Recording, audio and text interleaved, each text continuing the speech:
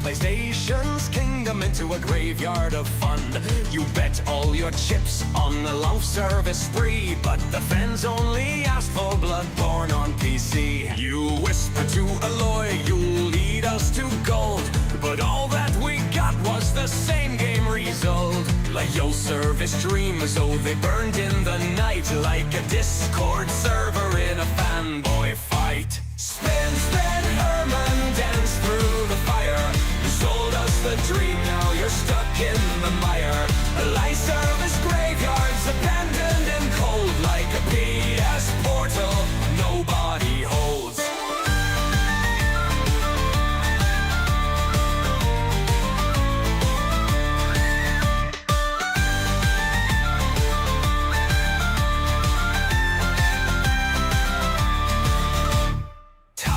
Of gas stations climbing so high, but no one can see through the cash grab disguise.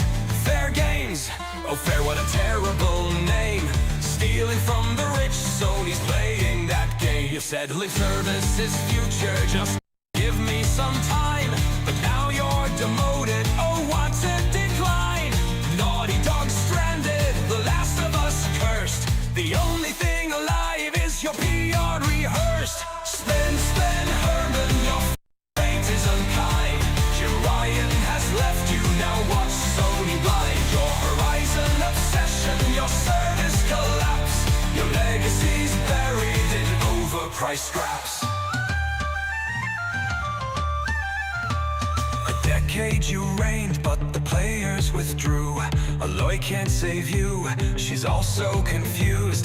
The fans wanted Kratos, they wanted a thrill, but you chased dollar signs and swallowed the pill. Spin, spin, Herman, your tango is done. They stripped you of power, they fired the gun. The studios are tired, the players all fled. Your legacy lives, but only in red. Spin, spin, Herman, your tango is done. They stripped you of power, they fired the gun. The studios are tired, the players all fled. The legacy lives, but only in red.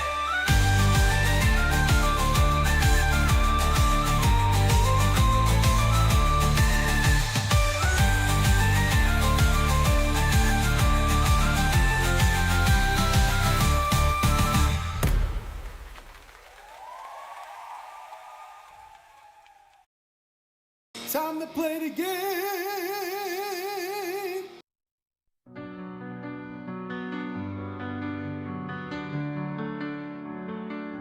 Imagine a hero shooter where the hero never showed.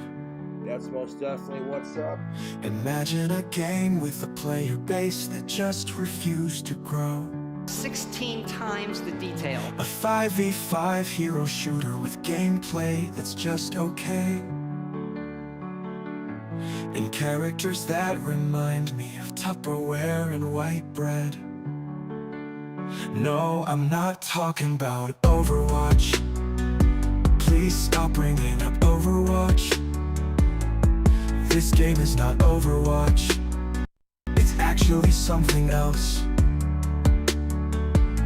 Imagine a game with a story that no one watches. A game that costs $40 that Sony totally botches. It has all my favorite characters, like Lemmy, Dawn, and Craig. At least, I think that's what their names are. I never bothered to check. Concord like the grave. Your legacy is safe as a game that no one played, and a price that no one paid. Boop-a-doop-ba, deep-a-doop-da, scoop-a-boop-ba, beep-beep-beep-beep-beep, phlegm. Concord was about as good as accidentally peeing on your own leg. Concord, we're here to lay you to rest. We know you tried your best. You copied so much cool stuff just to turn out lame in the end. I'll never forget my favorite moments, like when Hot Sauce Guy jumped. Remember when he jumped? That was really cool. A rat just ran by on my desk, and even the rat didn't want to play Concord, even though I blessed him with the chance. The $40 he could afford, but the rat just stared on in a trance. Rat, rat, rat, rat. Concord's dead. Rat, rat, rat, rat. Concord's dead. The Costco guys made more money than you. They were just on Jimmy Fallon too. Imagine Lennox being on Jimmy Fallon, because I literally can't. The rat on my desk is eating all my Cheerios and grapes, and also Concord is dead. Concord like the grave, your legacy is safe as a game that no one played, and a price that no one paid. Rat attack a beep a dap. Skim, milk, the rat freak, doo-da, doo-da. A guy said he really liked it, and then a bunch of rats ate his face. That's the sound he made when Concord passed away. I wish things turned out different, but either way I'm getting paid. Concord's dead, Concord's dead. And boy is my face red. When the game came out everybody overslept. Concord's dead, Concord's dead. Holy crap, Lois, Concord's dead. When the game out people played everything else instead. Indeed. Indeed. Welcome everybody. Welcome everybody, glad to have you. They sure did. They sure did play everything else. You know, they moved to other games that were more compelling, like Fair Game $. Naturally. What else would you play? I don't know. Hi, everybody. We have something fun today. We have a good number of things to talk about, for one. We also have a box to open, which should be kind of cool. Should be fun. This... I'll just tell you all about it. This, technically it's fine if the address shows because it's my mailbox, but I don't know. It still feels weird showing it, even though I've openly told people what the mailbox is. But anyway, this is a package. And this is a box. This, do I have a picture of it, a video of it? I thought I did. Basically, when I was in Prague for KCD Fan Fest, they did a really cute little award thing, gift giving ceremony, maybe. This was it. Sir Dunny posted this, but basically they got all of us on stage and then gave us these swords. But naturally, you can't really get a sword through security at the airport. Kind of tricky. So the kind folks over at PlayOn and Warhorse, the developers behind KCD2, offered to ship it to us. And after, a week and a half, 2 weeks of traveling across the ocean, it has finally arrived here. It was made by, as you can see, Wolflund, and they make a bunch of like historical recreations and like... What's the term? There's a term for them. I don't know. Whatever the term is, they make a bunch of replicas. That's the word, replicas. They make a bunch of historical replicas of like historical weapons, and they do it using techniques that were used back in the day. So these are not just mass manufactured in a factory, you know, in China. These are actually produced by actual blacksmiths. But they sent it all the way from Prague. It has arrived, and now I can share it with you. The box is a wee bit damp, but we should be able to make it work nonetheless. Okay. It's been shrink wrapped. Oh, God! Now, the box is kind of damp, which I'm guessing they've experienced before, which is why they covered it in plastic. Come on, damn you. Yes, I'm gonna open it like a gorilla.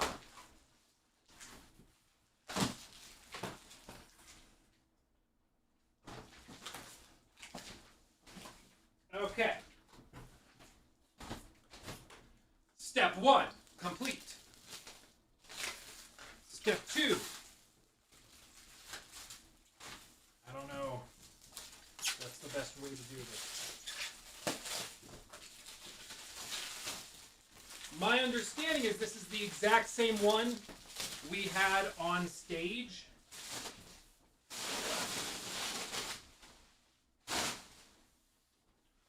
Okay. Almost. Almost. Oh, hell yeah. Oh, yeah. Yeah, buddy. Yeah, buddy. It's Sir Radzig's sword. So it even has, try not to stab the side of the wall. It has, of course, the engravings, has the right pommel. It has everything. It's actually quite light too for being a big sword. They know what they're doing. They know what they're doing, of course. But that's freaking badass. Thank you to Warhorse, to this team over at Wolfland. Very, very cool of them to be able to share that.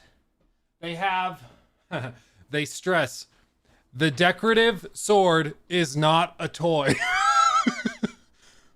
Fair, fair. I mean, these are really suggestions, right? Like these are kind of just suggestions, right? They say, let's see.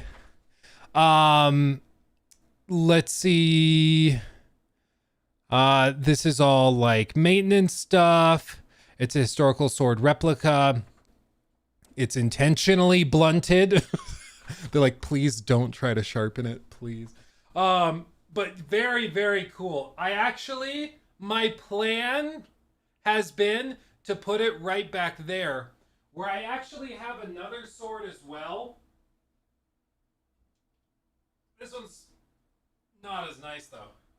So I just casually have two swords in my studio. But my plan has been to like get an actual sword display maybe. And I was thinking maybe I could get it to like go right across here. Then you can see it all the time. I think that'd be cool.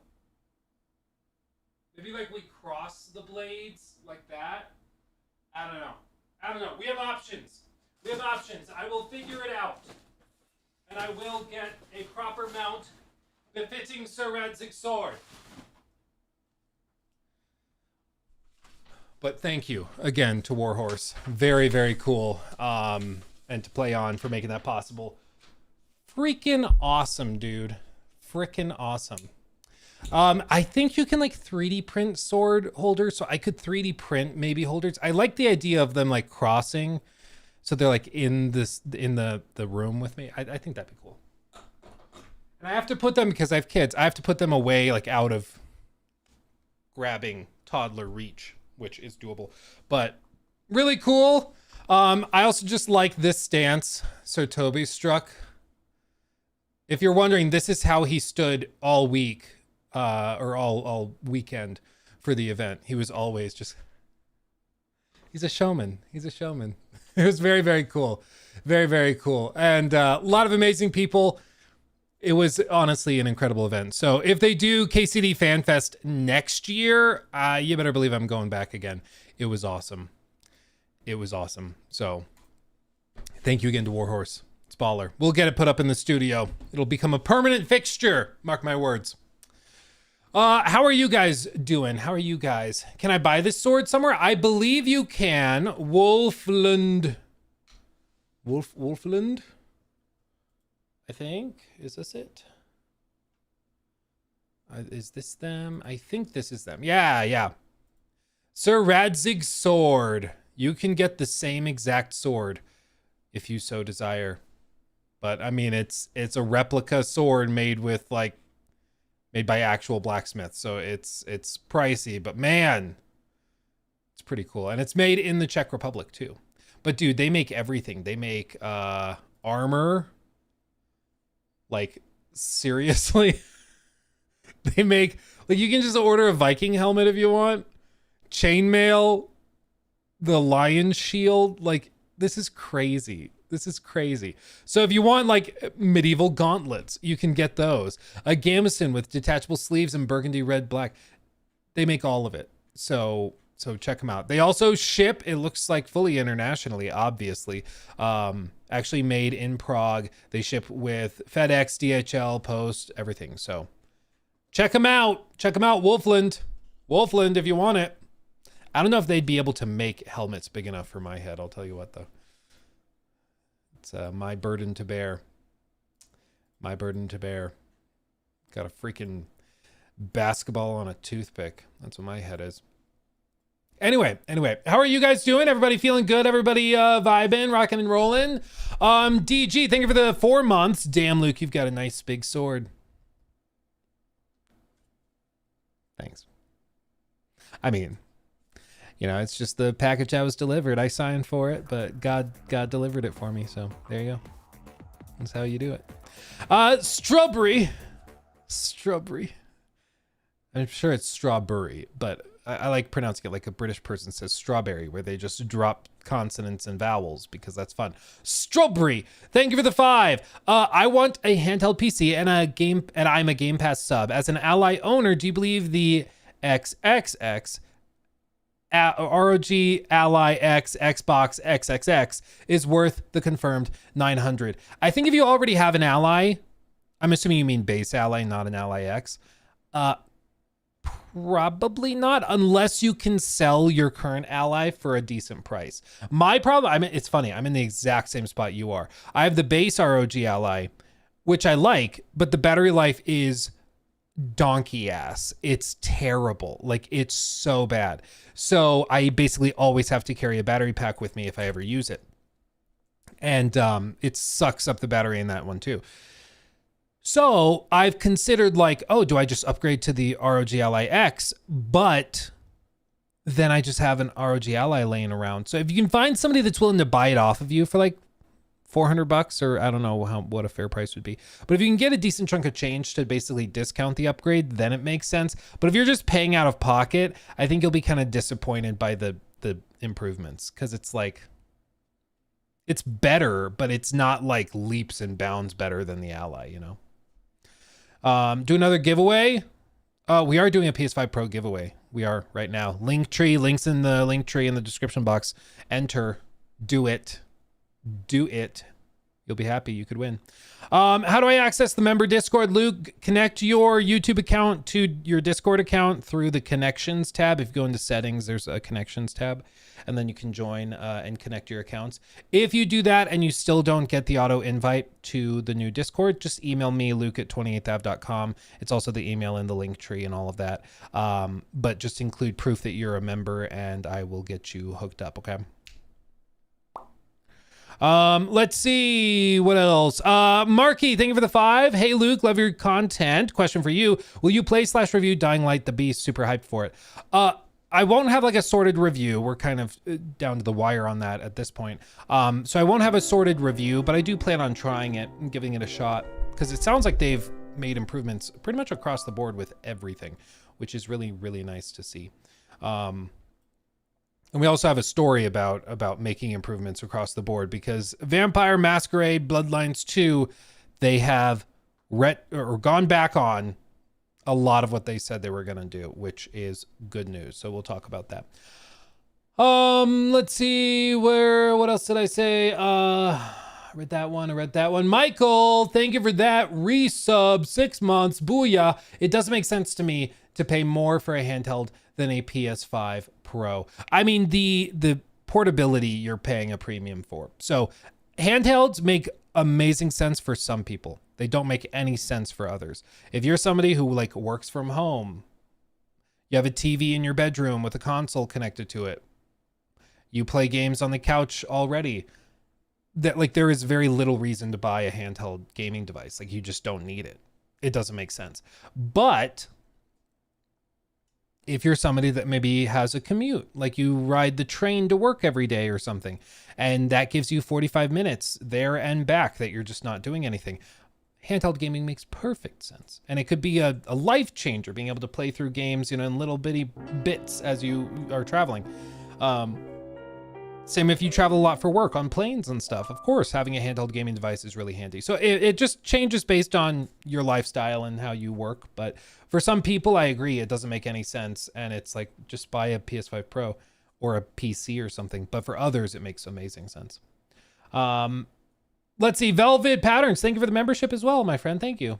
Appreciate you. Luke, you should look up the backstory for Jack Sparrow's Black Pearl. It's brief, but super cool. It made me appreciate the movies even more. Oh, you mean the story of how it was a slave transport ship? And then it got burned and sunk, which is why it's black, which is why Jack only ever calls it the Pearl instead of the Black Pearl, even though everybody else calls it the Black Pearl, because for him, it's just the Pearl. And that's why Jack also has multiple lines of dialogue where he says things like people aren't cargo and stuff like that, because he didn't want to transport slaves. Yes, I am familiar with that.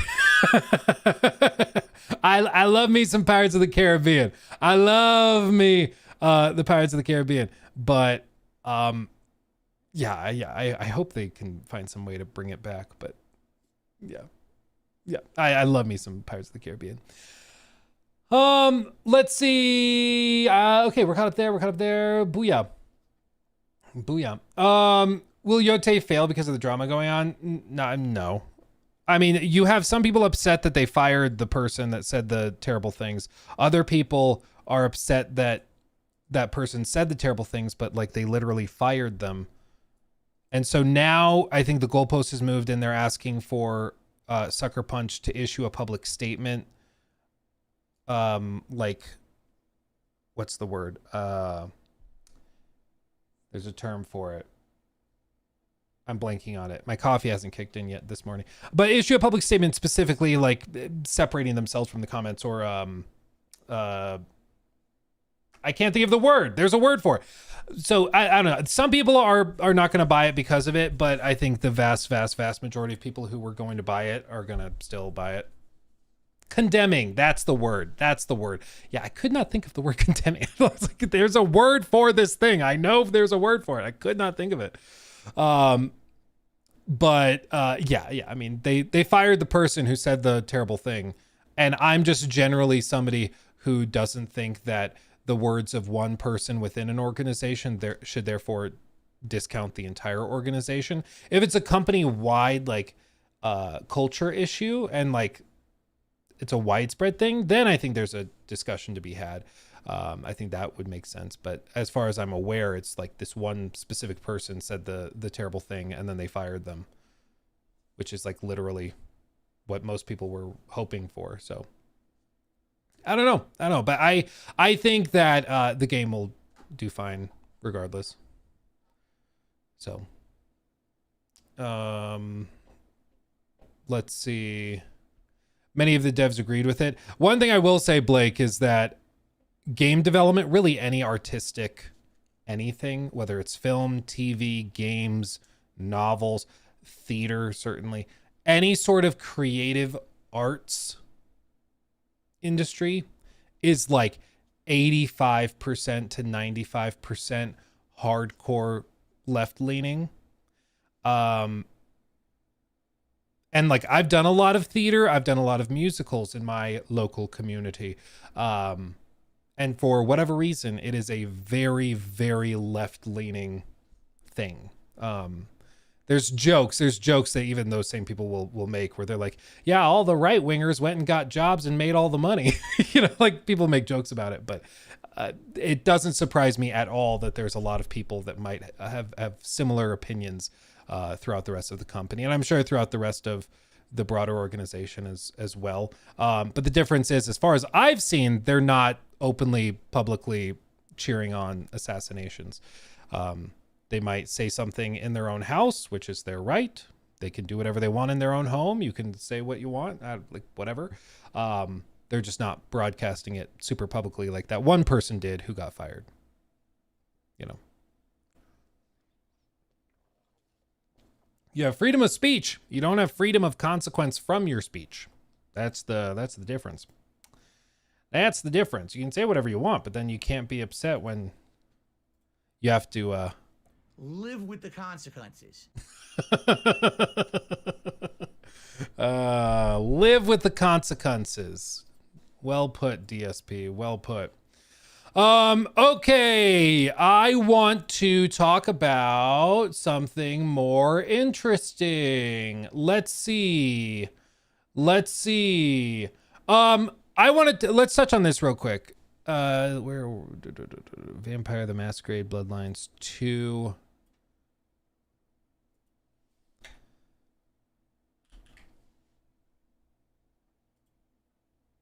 Okay. Here it is. So, news I'm at. Are you ready? Are you ready? So, Vampire the Masquerade Bloodlines 2 is a game that's been in the works for like decades at this point. And when they revealed it, it was really, really surprising because it looked pretty solid. Like a lot of the previews were positive around it, and people were generally pretty impressed by a lot of what they saw. But one interesting thing happened. It turned out that there were basically 6 playable classes. They call them clans in the game. 6 playable classes. And 2 of them were locked behind DLC. So effectively, if you wanted to play the whole game, you had to buy the like ultra premium edition, or buy the normal edition and then upgrade with day 1 DLC for like, I think it was like $30. It was a lot. Let's see, the pair of clans are the Toreador and the La Sombra, and to get them, you'll need to invest in Bloodlines 2's £75, 90 or pound 90 euro or $90 premium edition, or pay an extra $22. I stand corrected, 22 euros or roughly 19 pounds to add the Shadows DLC and Silk DLC pack to your base or deluxe edition. And if you don't do that, you'll only be able to pick between 4 of the classes or clans. No surprise, this didn't go over well.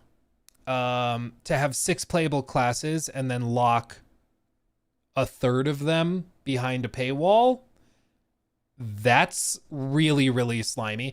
And basically what I think happened is that the outrage was so extreme that they decided to reevaluate. So what they did was they basically said, okay, in a few weeks, we'll come back and we'll share new information with you. They said, okay, September 17th, we'll reveal a big update and a change. Today is that day. What is happening? Let me show you. They just dropped this. This is their update, okay? Let's see if they actually walk this back in a positive way. Let's see.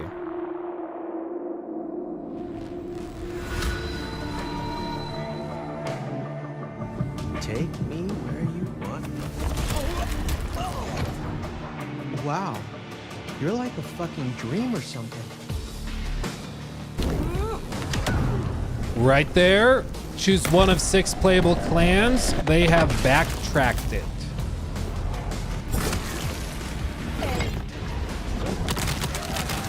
You should run.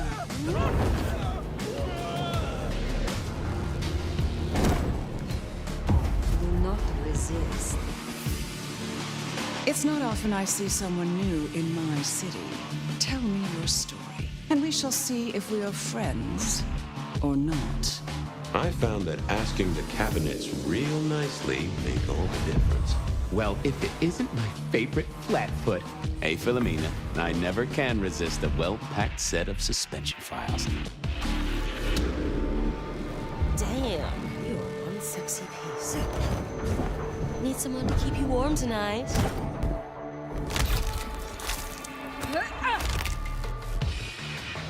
Then additional content. You've made a powerful enemy today, Sign. So basically what they're doing is they have reworked it so the clans are now all included in the base game, and they are doing story packs and expansion packs to sell as DLC.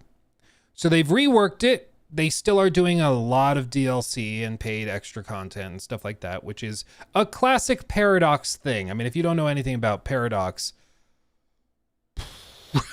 I mean, Paradox, dude. They are some of the most aggressive when it comes to monetization and stuff. If you don't know, some of their games include like Universalis rather, Victoria Crusader Kings 2. I mean, even in the banner, they have Event Pack now available. Like, they have a crazy amount of DLC for all of their games in all sorts of different capacities. Some of it really small. Others are like entire chapters of the story that have been cut out and or added later. $20, $5, $65, $12, $5, $30, $65. So this is far from like new for them. And they are, I believe, the publisher of this project. And so it's not really surprising to see what's happening. But they've adjusted it to what I think is a more reasonable level. They are not cutting out classes from the game and then selling those later. They're including all of those. They're just going to sell other stuff on the side. So, better. Still not great, but better. And I'll take better. Whether or not the game is good, I personally don't know. I've not tried it. I think a lot of people tried it at Gamescom, but I've not had the opportunity. Not had the pleasure, but I'm sure one day, relatively soon, we'll get to try it. Yeah. Soifar, thank you for that. How is it possible that facial animations in something like The Witcher 3 are perfect 2015 80 devs, but modern games have such awful facial animations? I think a lot of it comes down to, because when I think of bad facial animations and like downgrades, I think of AC Shadows compared to Odyssey. Odyssey had really good facial animations, even in the dynamic scenes. And then, of course, they had a lot of facial capture and motion capture for a lot of the cutscenes. And that's just not present in Shadows. In Shadows, it's all systemic. And that's the difference. So Witcher 3 had a lot of systemic. I think they pretty much used like everything was systemic. I don't think there was any motion captured faces in The Witcher 3, but I could be wrong about that. But it was just really, really well executed. But that's more a compliment to CDPR than like a broader industry issue. It's just they were really far ahead of the times. But in the case of like Ubisoft, what happened is that they used to do a lot more stuff by hand or with facial capture and stuff. But now they've moved and tried to do a lot more stuff procedurally, where they put in the voice capture and the script, and then they have tools that basically will automatically move the lips to certain consonants and phonemes and stuff as they're talking. And then they'll have other things where they can kind of drag and drop animation blocks within a interaction. So they can be like, oh, and then Nawe crosses her arms. And then Yasuke shifts his weight. And you'll see this repeatedly in like even The Witcher 3, where characters will be talking and then they do the same gesture as another character and they do it again, or they'll do the little point thing and then they settle back down. And it's because those little blocks are being dragged and are being played out that same way in that sequence. And that works if you're also mixing in a lot of hand animated stuff or stuff that's done a little bit more custom. My frustration in like AC Shadows, for example, is that it's all seemingly procedural, except for like very, very few cutscenes that are all motion captured. Other than that, the vast majority, like 95% of the game's cutscenes and interactions are all using procedurally generated tools. And so it just doesn't work. It just doesn't look anywhere near as good. Star Wars Outlaws, that also has a really wide spread because some of the cutscenes are pretty good and then others are abysmal. And I don't really know why. That's also weird. I think a lot of it probably comes down to the fact that the team making it, Ubisoft Massive, they're the guys behind The Division. So like they are not exactly known for photorealistic, like facial animations. It's just not what they do. And so maybe that's part of the reason why it came off that way. I'm not sure.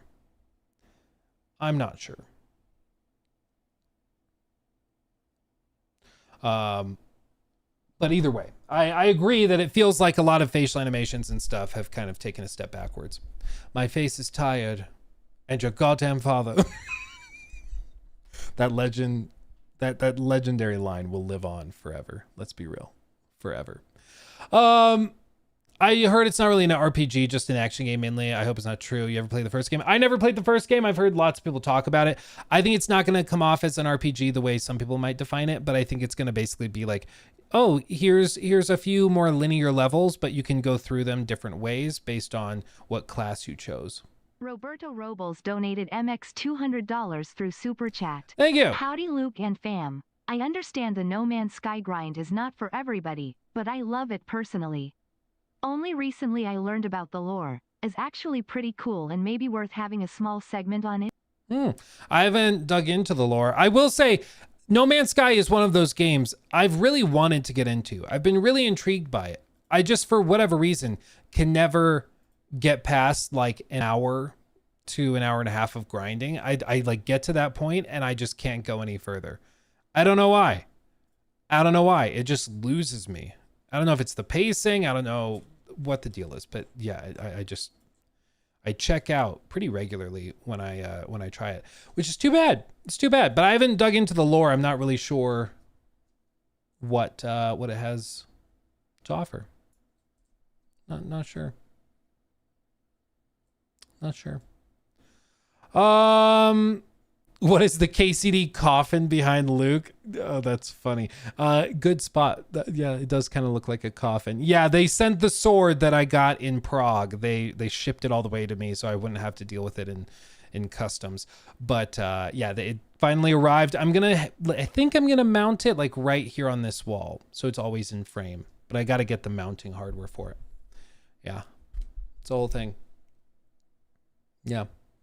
Let's see. I read that one. Sonea, thank you also for the membership as well. Thank you.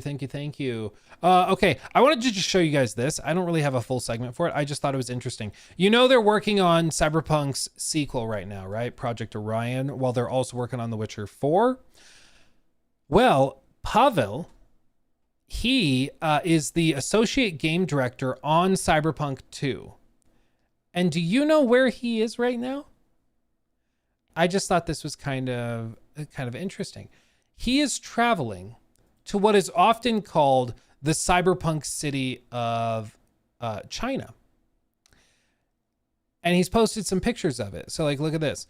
My bonbons. I'm currently visiting mind-blowing cyberpunk city in China. Chongqing, I think, had so much spicy food. On the picture, our Chinese crew and Liziba station at the back. Famous futuristic train goes right through the 19-story residential building.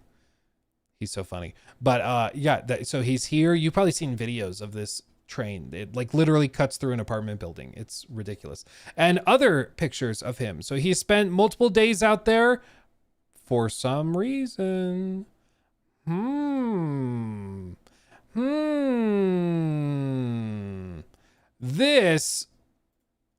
Maybe this short does a good job of describing it. Is this it? 13th floor. But what's crazy, if I go through this flat hallway to the other side of the building, I pop out of the ground floor. If I walk around the corner on this street level, enter the parking garage, take the elevator to the 12th floor, it looks like I could be stepping out onto another ground floor. But when I walk over to this side, I'm just a couple floors up. However, when I walk over to the other side of the plaza, I'm now 22 floors up. And if I go inside this building and take the elevator down from the 22nd floor to the ground floor, I'm at a new ground floor, a couple below the one I was looking at the start. This is Chongqing, China, which is home to cute pandas and absolutely amazing bright light displays. However, this is what you can face on your commute. Intersections where one wrong turn could mean you're now miles away, high up in the sky on a road going the opposite direction or spiraling down 5 floors. Car elevators that take you down into ginormous underground mazes. Leave the elevator, you start twisting and turning for what feels like forever before you hopefully pop out onto a street. And if you park here and simply want to walk over to the next street, you have to walk upstairs for up to 45 minutes. Or you can pay a fee to use a 200-meter long escalator. Many take the stairs as it saves you 2 It's a little ridiculous. It basically is just the cyberpunk city in the real world. Like, it's also got 36 China that has 36 million people. Shanghai or Beijing. It's called Chongqing, and if this city was its own country, it would be the 39th largest in the world. There's like mobs of people. But amazingly, few people have heard of this city, and I know this after taking a poll on my Instagram. 58% of you guys said you'd never heard of Chongqing before. That was enough to convince me to buy a plane ticket to see what all the buzz is about. So what makes Chongqing so interesting? Like, well, the city is an architectural masterpiece. masterpiece, often described as a 5D city with its unique multi-level infrastructure, and it's been going viral on TikTok. Why did you come to Chongqing? Social media. Yeah, it's been very viral on TikTok. The city has layers of roads, bridges, and buildings that are stacked in a way that feels like a maze. And if you're not paying attention... So they are going here, doing research on presumably architecture and stuff for Cyberpunk 2, which, oh God, oh, that was, but I don't blame them. Look at that. Look at that. How cool is that? I would like to go there one day. I do think that would be really, really cool. Go check it out. Imagine like one of my things, maybe this is just like the most white guy thing in me ever. I love like nighttime dinner boat cruises. I'm sorry. Maybe it's just the most like boomer white Midwestern dude thing ever. But there's something about being on a boat at night, eating dinner with your friends and family, seeing the sights that I just love. I just love it, man. I don't know what it is. We did it when we were in New Orleans. We went up and down the Mississippi in like an old paddle boat dinner cruise thing. We did it when we were, where was the other place? I don't think it was in the Bahamas. We sort of did it in the Bahamas, but we also did it, was it in Tampa? Now I'm spacing where the other one was. I'm making myself sound way more bougie than I am. Yeah, rich man activities. It's not that expensive though. That's the point. That's the point. It really is not that expensive. It's like, honestly, it's kind of low-key trashy because you pay like $50. You go on this boat cruise with a bunch of other sweaty tourists and you're all sat together very, very close on a tiny little boat. And you kind of just roll with it. And it can be really, really fun. The highlight though is after dinner, you go and you sit on like the upper decks and you get to look out at the city. So you're getting an angle unobstructed and you see everything. It's gorgeous. It's gorgeous. It's gorgeous. Says the guy who bought a $1,300 sword. In my defense, I didn't pay for it. I'm far more spoiled. You think I buy my own swords? Yes, I did buy that one, but that one I didn't have to pay for. So there's that. Do they feed you spaghetti? I don't know. I probably some sort of noodle. Probably some rough approximate, what is the Chinese equivalent of spaghetti? I don't know, but they probably serve you that. Probably. Tristan Gamer, have you done a vid about abiotic factor? I have not. I'd have to look that up. Trigger happy, as a small, humble country boy, my heart would never survive this. Dude, it is genuinely really, really cool to go and just explore.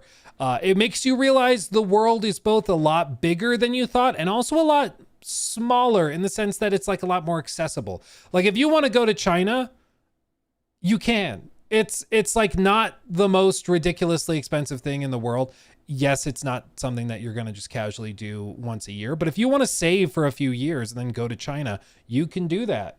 Like it's possible. Whereas just a century ago, good luck. You're not, you can do it if you want to. The interesting thing about China though, this has nothing to do with anything beyond just a little thing I learned. From the kind fellows over at S Game, actually, the guys making Phantom Blade Zero. If you want to travel to China, you can, but typically they require visas. The way that you get around that, and the way that all tourists do, is that they have like a 10-day, I think they call it like a transfer visa or pass exemption or something. And basically what it means is that you can spend 10 days in China as part of a trip to another country. So you can take a trip to China from, say, the US. You fly from the US to China, spend 10 days in China, go and have a connection in Tokyo for all of 5 hours, and then fly back to the US. But as far as like the visa program is concerned, you were traveling to Japan. even though you basically had a 10-day layover in China, you don't need the visa if you do that, which is kind of weird. So if you want to do China, you don't have to bother with the whole visa thing. You just have to keep your trip to like 10 days at the max, which is a little interesting tidbit. Look at that. That's crazy. It's very humbling to realize that there's a city that, as he said, 58% of his audience had never heard of, and there's 36 million people in that city. Like, that's insane. It's ridiculous. But anyway, the guys working on Cyberpunk 2 are over in that city. As you can see, he had a traditional Chengdu ear cleaning, and now I feel like Daredevil. Can hear people from the opposite side of the city. And there's that same building with the trains going through it. Very, very cool. Very cool. So I would expect there's going to be a lot of inspiration taken from this city when we eventually get Cyberpunk 2. Fun little tidbit. I thought I would share it with you. So there you go. Enjoy it. Enjoy it. Cyberpunk 2 and The Witcher 4 at the same time are crazy. Well, dude, the other thing... Did he repost it? I don't think he did. CDPR. Maybe they posted it. Yeah, look at this. We're hiring for The Witcher and Cyberpunk in North America. So if you want to work with them, I think they're in Boston. They're hiring lead producer, lead technical producer, lead AI engineer, lead technical animator, senior engine programmer, and lead network engineer. So they're hiring for all these jobs. And when they were making like The Witcher 3, they didn't have any of this. So now they have satellite studios around the world, and they're hiring like crazy for all of them. So they're expanding significantly. Wonder why all the leads? Well, because the leads, typically they'll hire the leads and then the leads hire the people underneath them. So they find somebody they think is a capable manager, and then they say, okay, you're a capable manager, go pick your team and hire the people you want to work with, instead of hiring the underlings and then hiring the person that's going to be in charge of them, which is kind of backwards. So this is a good way of doing it, I think. But it's just going to continue to ramp up. It's probably looking like Witcher 4 comes out maybe like a year later, maybe less. We get The Witcher 1 remake, and then a year-ish, maybe after that, we get Cyberpunk 2, and then a year after that, so like 3 years from The Witcher 4, we get the next Witcher game, and then it'll be another maybe year or two before the next Cyberpunk game. Like, their goal is to basically get to the point where there's a new Witcher project every 3 years or so, and a new Cyberpunk game roughly at the same pace. Honestly, their goal is to basically get to the same production output of like Ubisoft. They want to be able to put out another massive game every 4 years at the peak, and just keep rolling it forward like that. That's the goal. Whether you can maintain the same quality level at that pace is a separate question, but their goal is to ramp up production speed. And this is one thing, I was actually talking to a producer at a pretty large publisher about this, because I was like, I asked him, it feels like to me, post-COVID, everything is just bloated. Like, we are accustomed to like 5-6 year development cycles on games. Is that going to be the same moving forward? And he said, very interestingly, he was like, not word for word, because I don't remember word for word, but basically what he said was, COVID was a weird time, very exceptional, but it's not reflective or indicative of what things will be over the next decade, for example. So he said back during the PS4 era, we were getting games from major studios every like 3 to 4 years. That was a pretty healthy pace. Like, it was considered a long time when Naughty Dog took 4 years between Uncharted 4 and The Last of Us Part 2. It's like, that was considered a long time. And now it's been 5 years since The Last of Us Part 2, and all they've done are like remakes and remasters. So he was saying that that's going to change, and it actively is changing. And he said a lot of it's, he blamed it on work from home. Interestingly enough, he said work from home productivity is abysmal. He said you can't really say that, otherwise you're considered to be like a I forgot the term. It was like I think it's like an old union term for like not helping out your union buddies. He's like, if you're working with your friends and you say, yeah, I don't think working from home is that productive and is that efficient, then you're seen as like screwing over scab. That was it. Scab. Yeah. He's like, you come off as a scab if you say that. So you have to keep your mouth shut. But like everybody in private will say, we're not that productive at home. I sleep in, I'm not hustling, you know?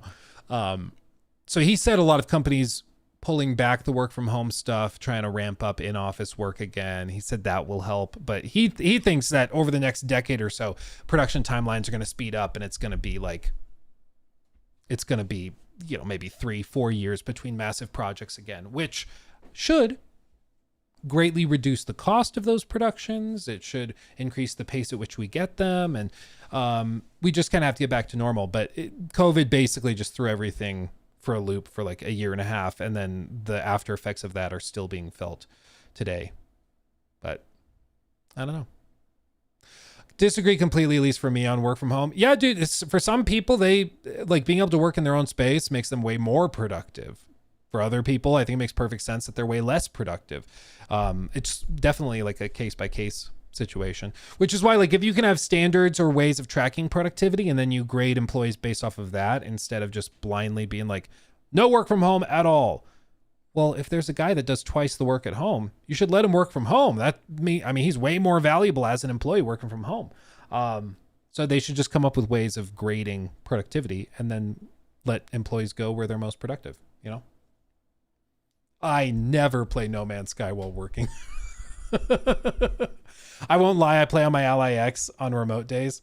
I think a lot of people, like, honestly do. When I worked in real estate, working from home, I mean, yeah, I would do cold calls. Yeah, I would go look at properties and stuff when I had appointments. But I personally was way more productive when I was in the building with my coworkers. I just was. And some people, I'm sure that's not the case. But for me, I was more productive when I was in the office. But I'm sure it's different for everybody. Let me catch up on these real quick. Let's see. Velvet Patterns, thank you for the 10. No Malkavian clan, no buy. I will instead be buying 4.5 Silk Songs. They took out the Masquerade Bloodlines clans and the RPG from my Vampire Masquerade Bloodlines 2 and left me only with the Vampire. Yeah, we'll see how it does. I've seen some of the most old school hardcore fans have been pretty underwhelmed by what they've seen, but we'll see if they can maybe strike more success into the mainstream. It just sucks because the entire discourse around that game is now, oh, that's the game that was going to try to sell clans, like the classes to you, instead of, that's that really cool vampire game. It's been totally reframed as like, you know, around the aggressive pricing, which is just stupid. But that's what happens. That's what happens when the business people at the top don't think through things. They think they can get away with it. Eric, thank you for that. Now that we know the release date for the first 2 episodes of Dispatch, October 22nd, what do you think, Luke? Do you like what you see? And do you prefer episodic or everything all at once? Personally, I prefer all at once. Episodic stuff, I tend to just wait until all the episodes are out. Even with TV shows, I'll just wait till all the episodes are out and then I'll binge it. And with games, especially, like I struggle with the episodic thing. I do think Dispatch looks interesting. It'll be interesting to see how that plays out, but I'll probably be waiting until like everything is available. It's just how I work. Wet Specimen, thank you for the 5 months. Lo-Fi Lazy, and in 15 years we'll get the next Bethesda game that will surely be good. Dude, the reactions to that stream clip we did, some of the comments, man, they were pretty funny. They were pretty funny. Bethesda's the guy who peaked in high school. KCD 2 has made me realize that Bethesda cannot possibly make a popular RPG with true RPG mechanics and challenging gameplay. Considering Bethesda's track record, Elder Scrolls 6 is cooked. Emil doesn't have the chops to create an engaging story. He should have been replaced. Starfield made my grandma cry. Damn, I just realized how perfectly a controversial 7 out of 10 describes every Bethesda game since Skyrim. Bethesda as a studio straight up lacks that modern studios lacks things that modern studios have mastered for over a decade. Mid-tier meshes, jank animations, bad writing, and an awful engine. They've actually gone so far into tech debt, it's just sad to see. And the higher-ups just won't admit it. They still think they can kick it with the big boys, but they're a toddler who can't even begin to understand why they don't compare. I legit feel bad for the ground floor devs. Many of them have likely been with the company for so long that the other engine tech has moved on. And when they try to find work outside Bethesda, they will realize they don't know how to use Pro Tools. Red Engine can do full seamless open world with interiors and exteriors, multiple tuned vehicles, large random gen NPC crowds, multiple animated ads and videos, actual videos on TV screens on screen at the same time, and top-notch character and facial animations, and it can do all of the above at the same time. The creation engine is so far from being able to do even a single one of those. Make a world space too big, lag. Too many characters on screen, lag. Add multiple vehicles, lag. Too many texture animated objects, lag, and so on. It's so lacking that aside from rudimentary gameplay, we will never see anything more impressive or innovative. Being able to dynamically move over or around objects like AC style climbing or parkour, or having more dramatic, meaningful combat and the like. Hell, being able to clamber or climb up chest high walls would be a huge step for BGS, but has been solved in other games for the last 2 generations. The best we can do in the creation engine is janky canned animations with interaction markers. The engine is very easy to mod once we are given the creation kit tools, and that is only saving grace. But even the modding scene couldn't save Starfield. Woof. Bro. I will say, this is what I appreciate you guys as a community.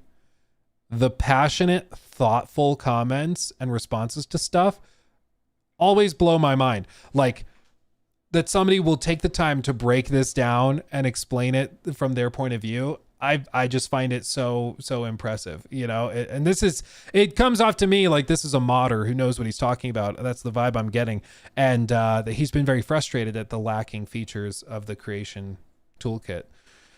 If Emil Pagliarulo is still head writer, I won't be buying Elder Scrolls 6. Dude can't write a decent story to save his life. Let's see. He's worse than that. He actively discourages anyone actually trying to write something good. He said it in his panel that they're just going to skip it or mod it out anyways.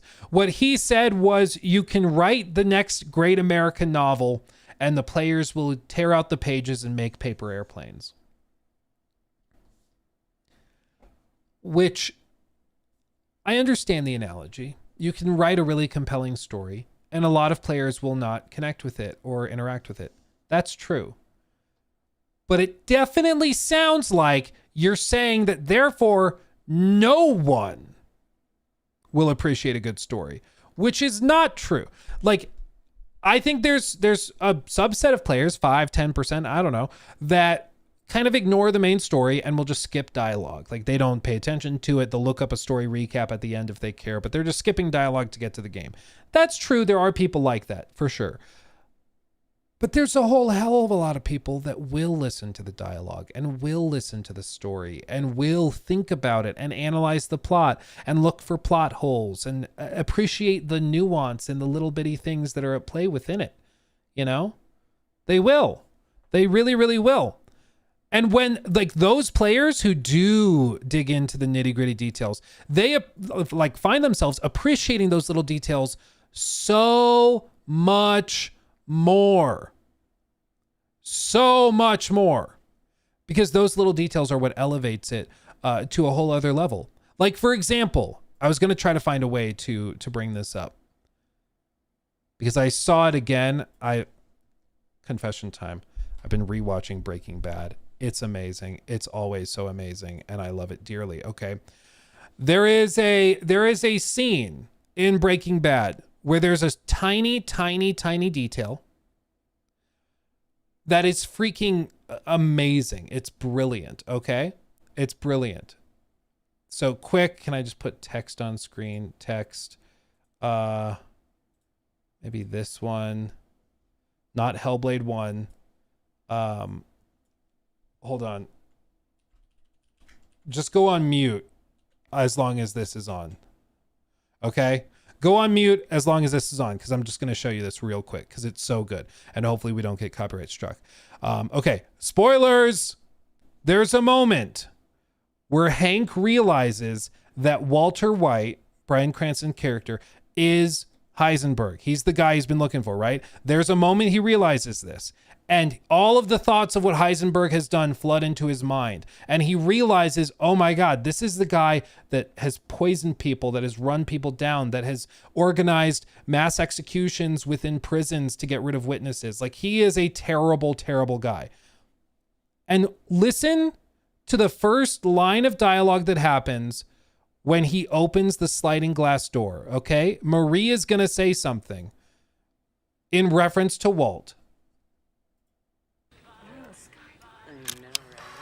Well, actually, they were my... We're all welcome. You are the devil. Did you hear it?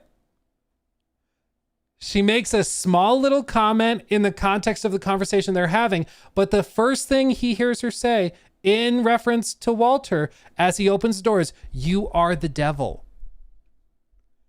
It's a tiny, tiny detail, but it makes you appreciate it so much more. Emil would look at this and be like, a lot of people are going to watch the show not paying attention, with it muted, with subtitles on. So why would we bother putting little details like that in? Why would we have Walter White coordinate the color of his shirts with the people that he's killed in the story up to that point? So he adopts the colored clothing of the people he's killed when there might be colorblind people watching. Why would we bother? Like, you start to see how that mindset, that mentality that Emil puts forward can lead to dismissing any effort at all. And it's no wonder that the stories fall flat. It's no wonder that there's nothing that interesting in these games, because they have found a reason not to try at all. Because there's always going to be somebody who doesn't appreciate it, who skips over it, who takes the pages of the great American novel and turns it into paper airplanes. But he fails to recognize the fact that there's a lot of people who will read the novel because it's a great novel and will cherish it and appreciate it. It's a very cynical, as one of you said in chat, it's a very cynical way of thinking about the audience. And it's that sort of contempt for the audience, the sort of like, you guys are too stupid to appreciate good writing, so we're not even going to bother trying. That's what you start to feel in all of these games. It's like the scarlet thread that goes through all of it, you know? And it's no wonder that the audience doesn't connect with the stories, because the story has been written and crafted in a way where they don't believe that you're smart enough to actually appreciate it, which is unfortunate. And you can tell it.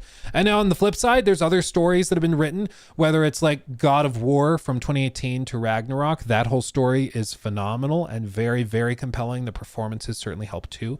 But that story respects the player, and it respects their ability to notice little details and little nuances in the writing and in the characters' choices and how they might sigh before saying this line. You know, those little details elevate something way beyond everything else. But then on the flip side, I guess we have space pirates in Starfield. And I'm trying to think of something else that happened in the story of Starfield, and it was so forgettable, I can't. And I think I rest my case. I was trying to think of another example. Oh, I'm not sure. Sad. That's sad. I'm sad now.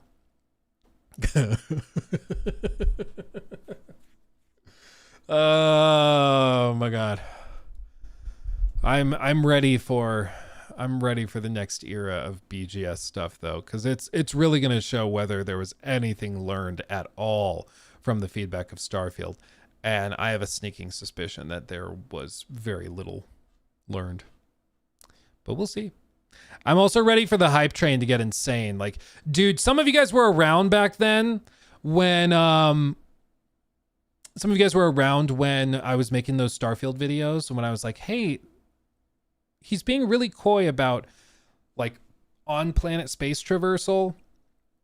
And he's being really coy about exploration, and it's starting to sound like, you know, he always cuts the camera going from the cockpit to the ground. So it seems like there's maybe load screens and stuff. And I was making these videos breaking this down, and people called me a hater. People thought I was like just being a negative Nancy, and I was called every name in the book. And swatted over it, literally. And it ended up being you know, one of those ultimate told you so moments. But that hype level, dude, is going to be on another level. I was going to say another planet, which may have been more appropriate. It's going to be on another level when it comes to Elder Scrolls 6. Just wait. I'm a positive Nancy. I wouldn't go so far as that. I don't know. Let's see. Where did I leave off?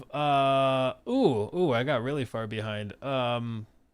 That's my bad. I'm going to catch up on these in terms of relevance, so I will read all of them. Bear with me.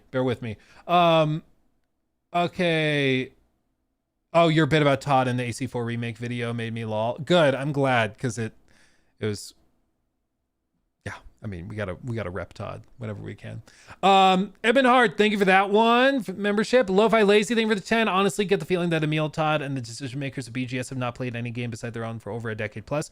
No, Todd has said, he was asked during the press tour for Fallout's TV show what games he was playing, and he plays a lot of sports games. He plays like the college football games. Those are like his favorite, apparently. So he plays a lot of those games. Kind of explains the monetization strategies within his games recently, though, doesn't it? Doesn't it make sense? Makes a lot of sense. Voyeur for streamers, thank you for that sub with Prime, my friend. Thank you. Let's see. Fecal Excrement, what a name. Thank you for the 7. Emil's statement sounds like someone who's become jaded with his own player base, memeing and making fun of Bethesda games over the years. Yeah, well, and that, to be fair, that presentation or that talk he gave was years ago. It was a long time ago. The speech, yeah, 9 years ago. It was a keynote speak at the Story Conference talking about Fallout 4. And this was May 25th of 2016. So it's been like a decade since then. And let me just, in case you don't believe me, and my weirdly specific memory for video game tidbits, paper.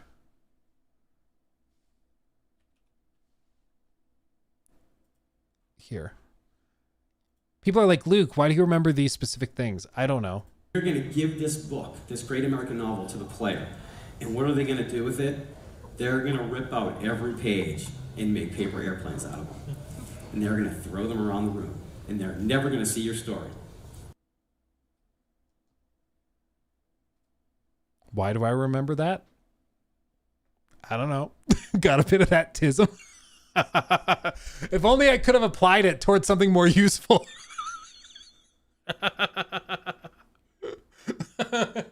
Oh, it's okay. It's okay.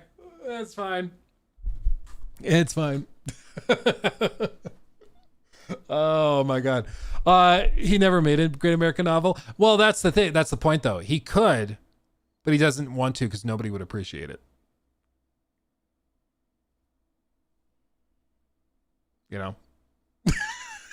I totally could make the next greatest musical of all time. I could totally write it, but like no one would even care anyway, so I'm not even gonna bother.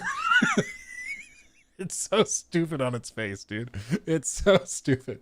Okay, continuing. Jimbo, thank you for the 10. Have you seen the trailer for the comedy reboot of Anaconda, starring Paul Rudd, Steve Zahn, and Jack Black? I feel giddy over it. I'm a 35-year-old nerd. I have not actually. I did not see that. I will pull that up in another tab and look it up. I know we will definitely get copyright struck if we watch that full thing, but oh yeah, 5 hours ago.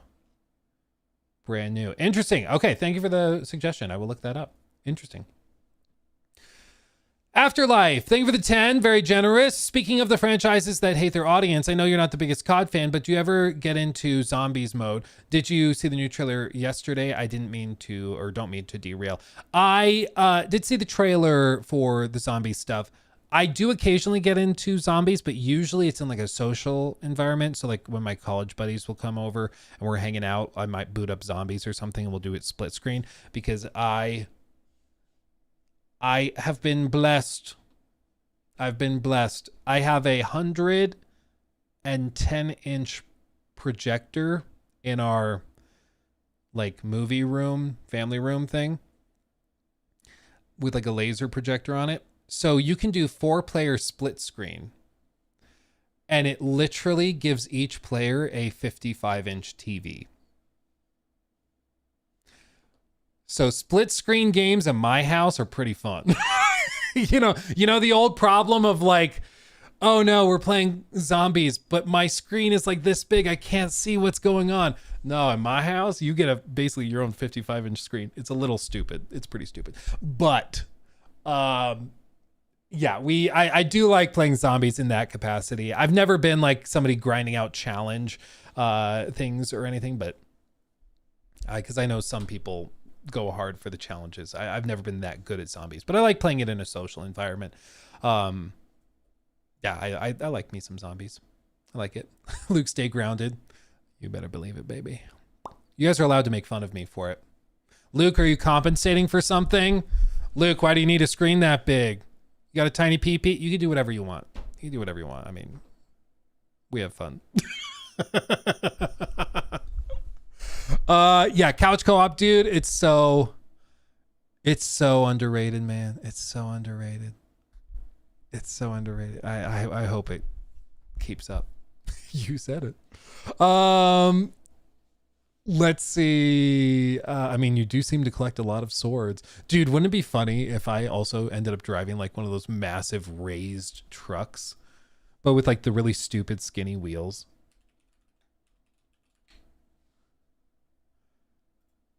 I know this has got to be some like, I don't know if it's like a blue collar thing or what.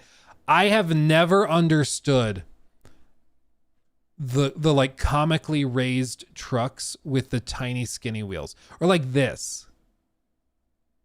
I'm gonna be real. I don't understand why somebody would do this to their car. We had a neighbor. Oh, I can turn off the Breaking Bad spoilers. We had a neighbor at our old apartment back in like COVID era, and he had a red pickup kind of like this. He had also sunk it, so it's like the opposite of lifting. This case, it's sunken, but it was a red pickup truck, and he called it Rose, and he had like custom paint job, and he had these like stickers along the back window that was Rose and everything. So it was like his baby, and he drove this car, which was probably a 20-plus-year-old truck. He drove it to Denver every morning for work. I don't know what he did, but I also was commuting to Denver like an hour and 15 minutes each way. And every morning I would see him at some point on the highway, you know, because he was also commuting down there. And I always thought there's no way that this is a good commuting car, for one. And also, like, why? I don't get it. I don't get it. People go crazy for the S10. I guess I'm not in the loop, man. I'm not in the loop. Like some of these raised pickups, like, oh, you want a big old truck, like you do that. I can at least kind of understand that. You want the big truck. You want it to be extra big. Okay. I feel like you might be compensating a little bit, but okay, whatever makes you happy. That's cool. That's cute. That's cute. This is like a little stupid, I feel. This is getting to the silly realm. Same as this. Like, this is getting a little silly. There was the other one too, where they used to, I think it's illegal in most states now, but they would specifically lower the back wheels and raise the front wheels. So you were driving like this. You couldn't see the road. and it was causing accidents because people couldn't see the road. But for some reason that was considered cool. I don't get it, man. I honestly don't get it. I don't know. It's just the style. Maybe. Yeah, the dude hops out of that thing and he's 5'4". Yeah, 5'4", 250 pounds. I just, no judgment on what you like, except for when I judge it, because I don't get it. In this case, I don't get it.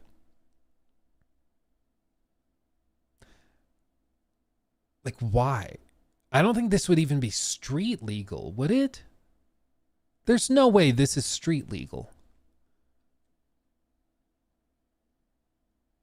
Like, what are we doing? In Florida, probably. Dude, I will say, I know we have some people from Florida in chat. I love you guys. Thank you for watching. You guys are objectively horrible drivers. I have never been so scared for my life than when I was like just driving a rental car through Tampa and Orlando. Horrifying. I don't know what you guys are doing down there, but it's crazy. It's like traffic laws are a suggestion down there, dude. It's crazy. It's crazy. At least you guys have cool theme parks. I'll give you that. You got cool theme parks. Okay. Okay. Should we look at this one? Should we look at a recap of something that happened? One of the greatest games of all time. Oh, but I should catch up on these. I've been thinking of getting a mechanical keyboard. Any recommendations? Asks Jack with 14 months. Hell yeah, thank you, baby. The Keychrons are really good, or you can do a fully custom one if you want. That's just a lot of hassle because you have to lubricate the keys and the balancers and stabilizers yourself, which is not that big of a deal, but you might not want to deal with it. But Keychron, Keychron, Keychron, that's what these keyboards are. I like them a lot. They come pre-assembled, pre-lubed, and they get the job done. And they also weigh like 10 pounds a piece. They are solid. Like, they are built like tanks. How loud are they? Well, you get to choose the different like keycaps. So my keyboard is like not very loud at all. But if you want it clicky, you can get clicky keys. If you want it to be thonky is what they call it, you can do that. You can just select which keycaps you want. But look on Keychron's site, not a sponsor or anything. Just they make good stuff. And you can select the different keycaps and different actual like triggers that you want. Yeah, as you can see here, they have wireless options. They have all sorts of stuff. And then you can select which kind of actual button you want. So all of these wired scissor switches, optical switches, magnetic switches. If you want it made out of copper, they have copper keyboards. If you want a copper keyboard, you can do that. Ceramic, they make ceramic keyboards. That's crazy. So they do all sorts of stuff. If you want it, they got it. Okay. That's my recommendation. Oh, baby. If Todd Howard wasn't scared, he would drop Elder Scrolls 6 the same day as GTA 6. That would be funny. He's like, it's nowhere near ready, but we can do it. We'll be fine. Yeah, Todd, don't be a pussy. Thank you for the 10. Sky Rogers, where did I get that? Blake Rogers, thank you for the 2. Did Sky Oblivion come out yet? No, they're still working on it, as far as I know. They're still chugging along. I read that one. Ebenhard, thank you for the membership, by the way. Mr. NPC character, thank you for the 10. Did you see that PlayStation Store is now listing the launch price with date ranges above the pre-order button? Do you know what the deal is with that? I don't. I had not heard that. Is it in only specific regions or what? Because if I understand that correctly, it makes me think that they're going to like have pre-order pricing and then on launch day, maybe the price spikes to try and drive more pre-orders. So it's like you pre-order it now, it's only 70. On launch day, it's 80 though. Maybe it's a bug. I don't know, but that's weird. I'll have to look that up. Thank you for bringing it up. Thank you for mentioning that. Reese Cups, thank you for the membership as well, my friend. Thank you. And okay, we're caught up there. Okay, we made it. We did it. Thank you guys. That was very generous of you. Let's talk about this disaster. Much love, my dude. Much love to you too, my friend. How do you think Hades 2 will perform? I think well. I mean, it's not going to be like a Silk Song level, but I'm looking forward to trying it. I like Hades. I like it a lot. News, man. Let's talk about Mind's Eye. You ready? Here we go. So, just a few months ago, there were a lot of people that were feeling anxious because GTA 6 was supposed to come out at the end of this year, and people were like, bro, that's so long from now. How am I going to hold myself over? And then it was announced that it was delayed. It's like, oh God, now GTA 6 is coming out May of next year. What could I possibly play to hold me over until then? Well, there was a game. I let it slip. There is a game. There is a game that was framed as a solution to this problem, as something to hold you over until GTA 6. And this was not just something people were saying, hey, looks kind of like an open world adventure game. Maybe it's a good substitute for GTA. No, literally the studio behind the game, they were promoting posts on Reddit that compared Mind's Eye to GTA 6. They literally put themselves in that same basket, okay? And as I've said before, when you enter into a genre, or certainly once you compare yourself to another game, you are held to all of those standards. If you make a spacefaring game, like where you fly a spaceship and travel to different planets, you're going to be compared to Elite Dangerous, No Man's Sky, Star Citizen. All of those games are going to be compared to you. And if you fall short, it's going to make your game look worse because you chose to enter into that arena, right? And in this case, they chose to go up against the behemoth that was GTA. And it didn't turn out too well for them, as we know too well at this point. Alex Webb has put together a video called The $100 Million Disaster of Mind's Eye, cataloging all of this, breaking it down for us. And I find this intriguing because I've been curious as to like the overall picture of this thing. I covered Mind's Eye a lot, talked about it a good amount. I have gotten to know some of the guys over at IO Interactive who published the game, and they have actually been very cool about it. I was ready for them to pull like a Bethesda Game Studios, and they're like, you talk negatively, banned. But no, I was very critical of Mind's Eye, which they published, and they still are like, yep, we're not happy about it either. We're not blaming you for calling it like you see it. Like the game was not ready. The game was buggy and broken. Fair. Like they've been very, very cool about the whole thing. IO Interactive has. But basically, just so you understand the breakdown before we get into this, just so you are very clear about it, how this was structured was that IO Interactive, okay, so there's kind of the parent company, IO Interactive, IOI. They are the big parent company. They also have like development teams that make like the 007 game that's coming out, Hitman. Okay, that game is also under their purview. Okay, so they make games themselves, but they also have a publishing arm called like IOI Publishing House or something. And this was their first attempt to publish a game made by Build a Rocket Boy. So Build a Rocket Boy was not technically part of their company. They had a licensing or a publishing agreement rather with the publishing arm of IOI. And that's where the trouble seemed to start because the money was flowing down from IOI to the company. And largely it was happening because they thought that they were going to make a massively successful new AAA IP, and it was because they had a guy named Leslie Benzies on the team, a former producer at Rockstar who worked on some of the most successful games of all time. So they thought, surely this guy knows what he's doing, and they gave him a lot of money for it. And this video is going to break down what happened because it wasn't good. Space. Grand Theft Auto. 3 words that became tethered to quite possibly the biggest gaming franchise to ever exist.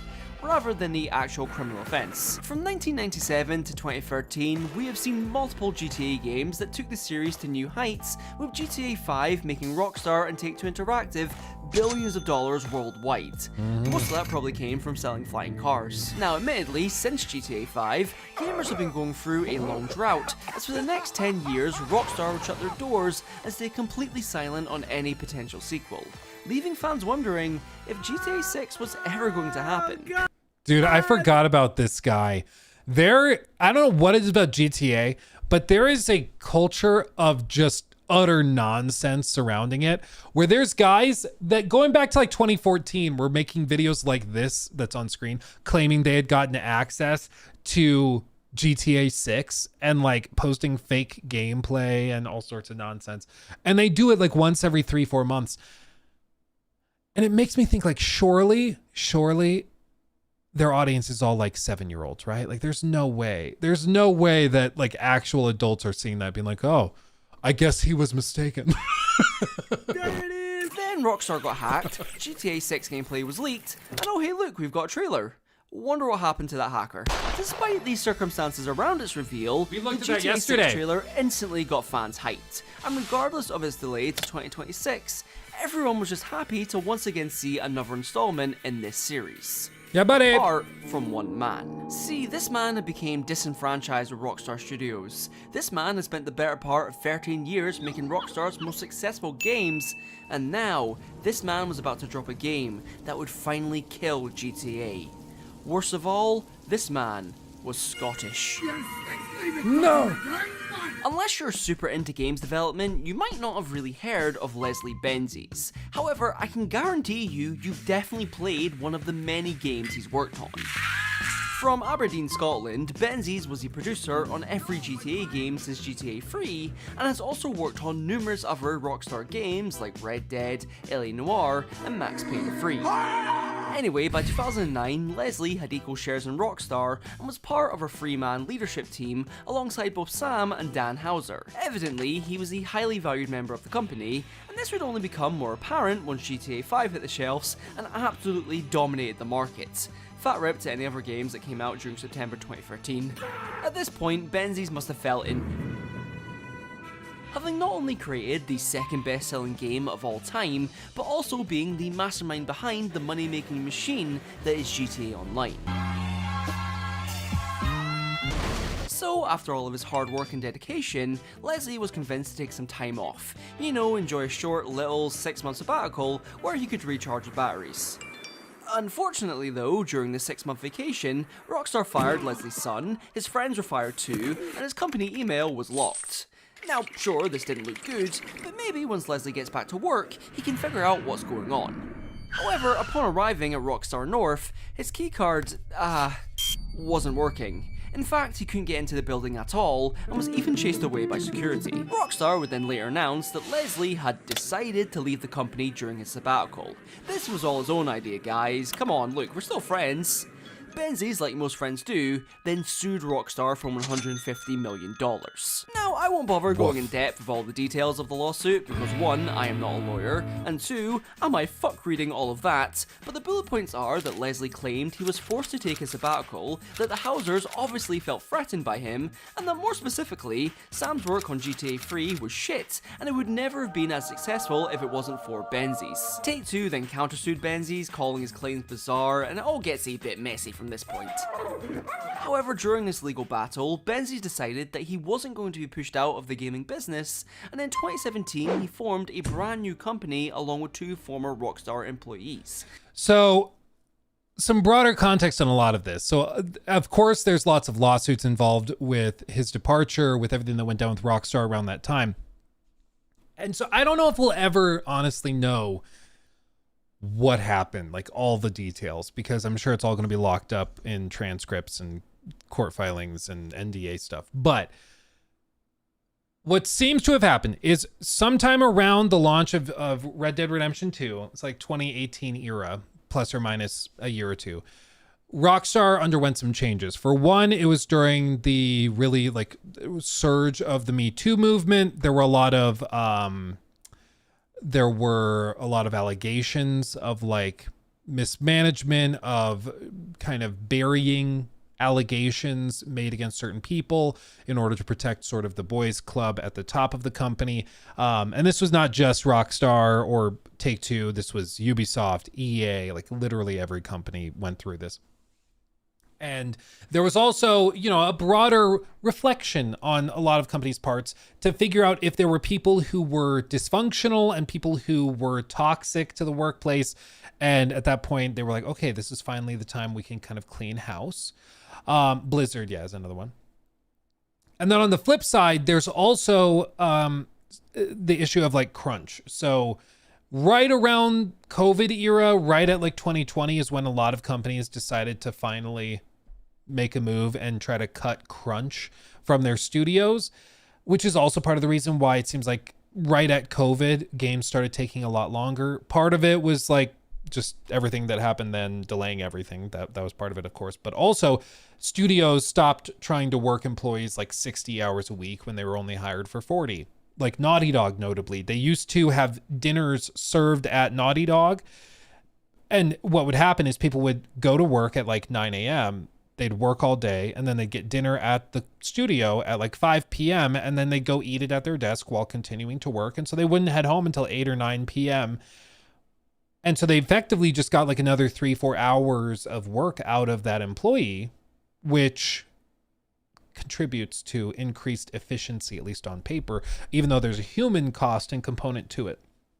And so a lot of companies took steps to eliminate crunch and eliminate that. And part of the allegations surrounding Leslie Benzie specifically, again, allegations, was that he was kind of the king of crunch. So he was not particularly sympathetic to people who wanted a better work-life balance. His whole methodology was, you're making some of the best games in the world, you're going to shut up and just like work your ass off. That's what we're doing. Very old school approach. And so he was booted out. Lots of drama ensued. All sorts of stuff, you know, naturally, as we've heard already.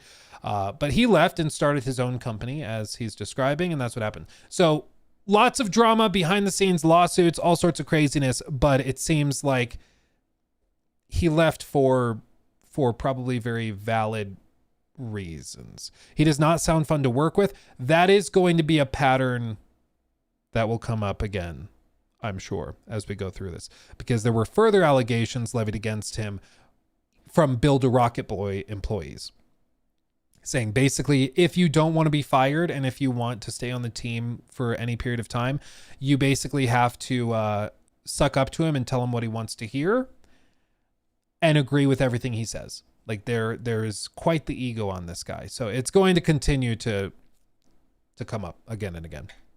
And this is where he would first come up with a brand new gaming experience. See, this new project wasn't just going to be a multiplayer game, it would be an experience unique to each player, constantly developing and growing, allowing you to live out your unlimited fantasies in a deeply immersive open world, blurring the lines between reality and simulation.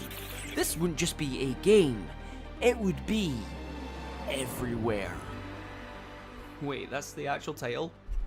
Now, I think it goes without saying that Everywhere was a hugely ambitious project for Leslie's new studio, now dubbed Build a Rocket Boy after Take-Two saw its previous name, Royal Circus Games, and claimed the acronym RCG was way too close to Rockstar's one of RSG. Anyway, as far as Everywhere goes, the way it was talked about was as if it was going to be this virtual paradise for gamers that they could practically live in. And unlike in VR chats, it wouldn't be infested with furries. Are you not ashamed to be doing this? More importantly though, at first. At least at first. Yeah, Everywhere was supposed to basically be the Fortnite platform or Roblox platform, but for maybe a slightly more mature audience. Which there's lots of money. Like, people forget Roblox is literally worth like more than Activision Blizzard. People don't believe me when I say this, but like literally, like, look at this. It's ridiculous. The market cap for Roblox today is $91 billion. Microsoft bought the guys that made all of Blizzard's games. World of Warcraft, StarCraft, Hearthstone, like everything. Activision, who make Call of Duty, the biggest game in the world, and King, who makes the biggest mobile games in the world, like Candy Crush. They bought that company for $70 billion. And Roblox is worth significantly more.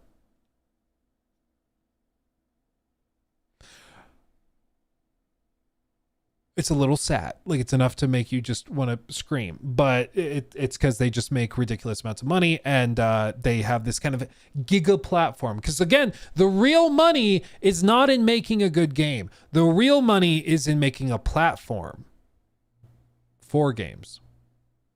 That's where real profit is. That's what they wanted to do.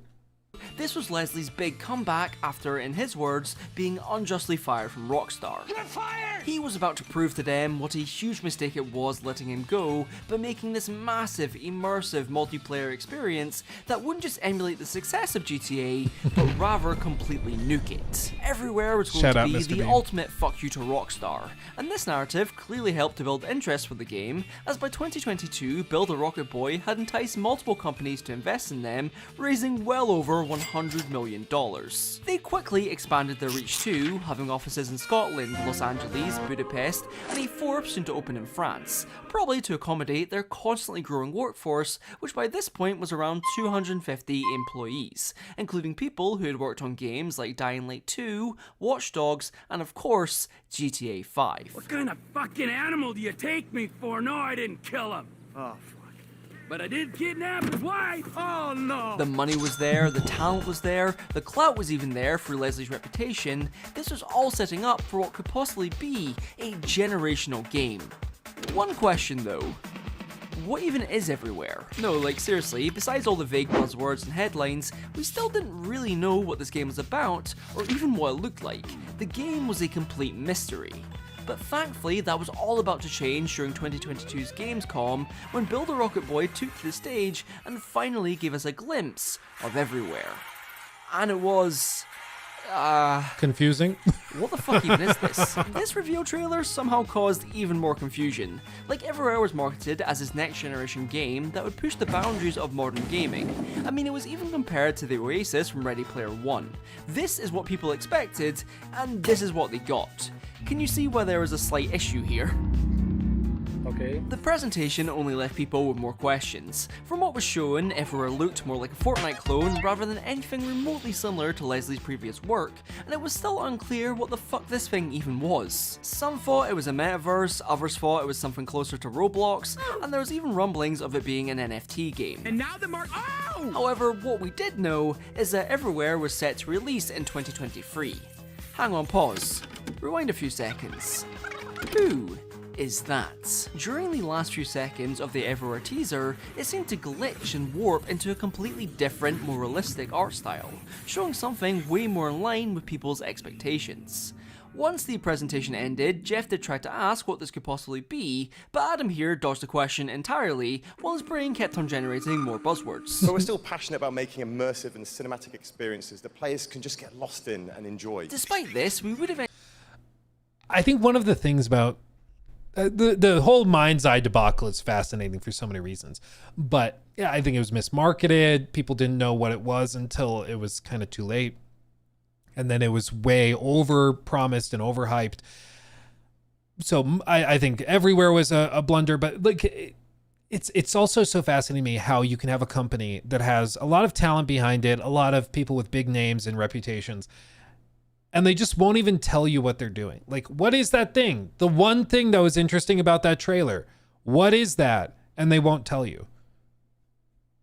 Like, you're competing for people's attention. You found something that captivated their attention, and you won't just say what it is. They could have said, so within the Everywhere platform, we're going to have games that we produce and potentially other studios produce as well that are all on that platform. What you saw there was a glimpse of a game we're working on called Mind's Eye, an ambitious third-person action-adventure game with all of our expertise in open world adventure gaming, like with GTA and all the other projects our team has worked on. And it's going to be included for free in this big package. That makes sense. Okay, I can understand what we're doing. Okay. But they couldn't do that. And what like eventually happened, and what he's going to break down, I'm sure, is that they started running out of money, and then the Everywhere platform was kind of put on ice while they tried to finish Mind's Eye to get some quick cash, and it didn't really work out. Eventually see more of this top secret project in the form of a 30-second teaser, showing more of this futuristic world with androids, drones, and explosions. This was what fans wanted, and this was Mind's Eye. But first, the definition of square. An open, typically four-sided area surrounded by buildings in a village, town. I appreciate.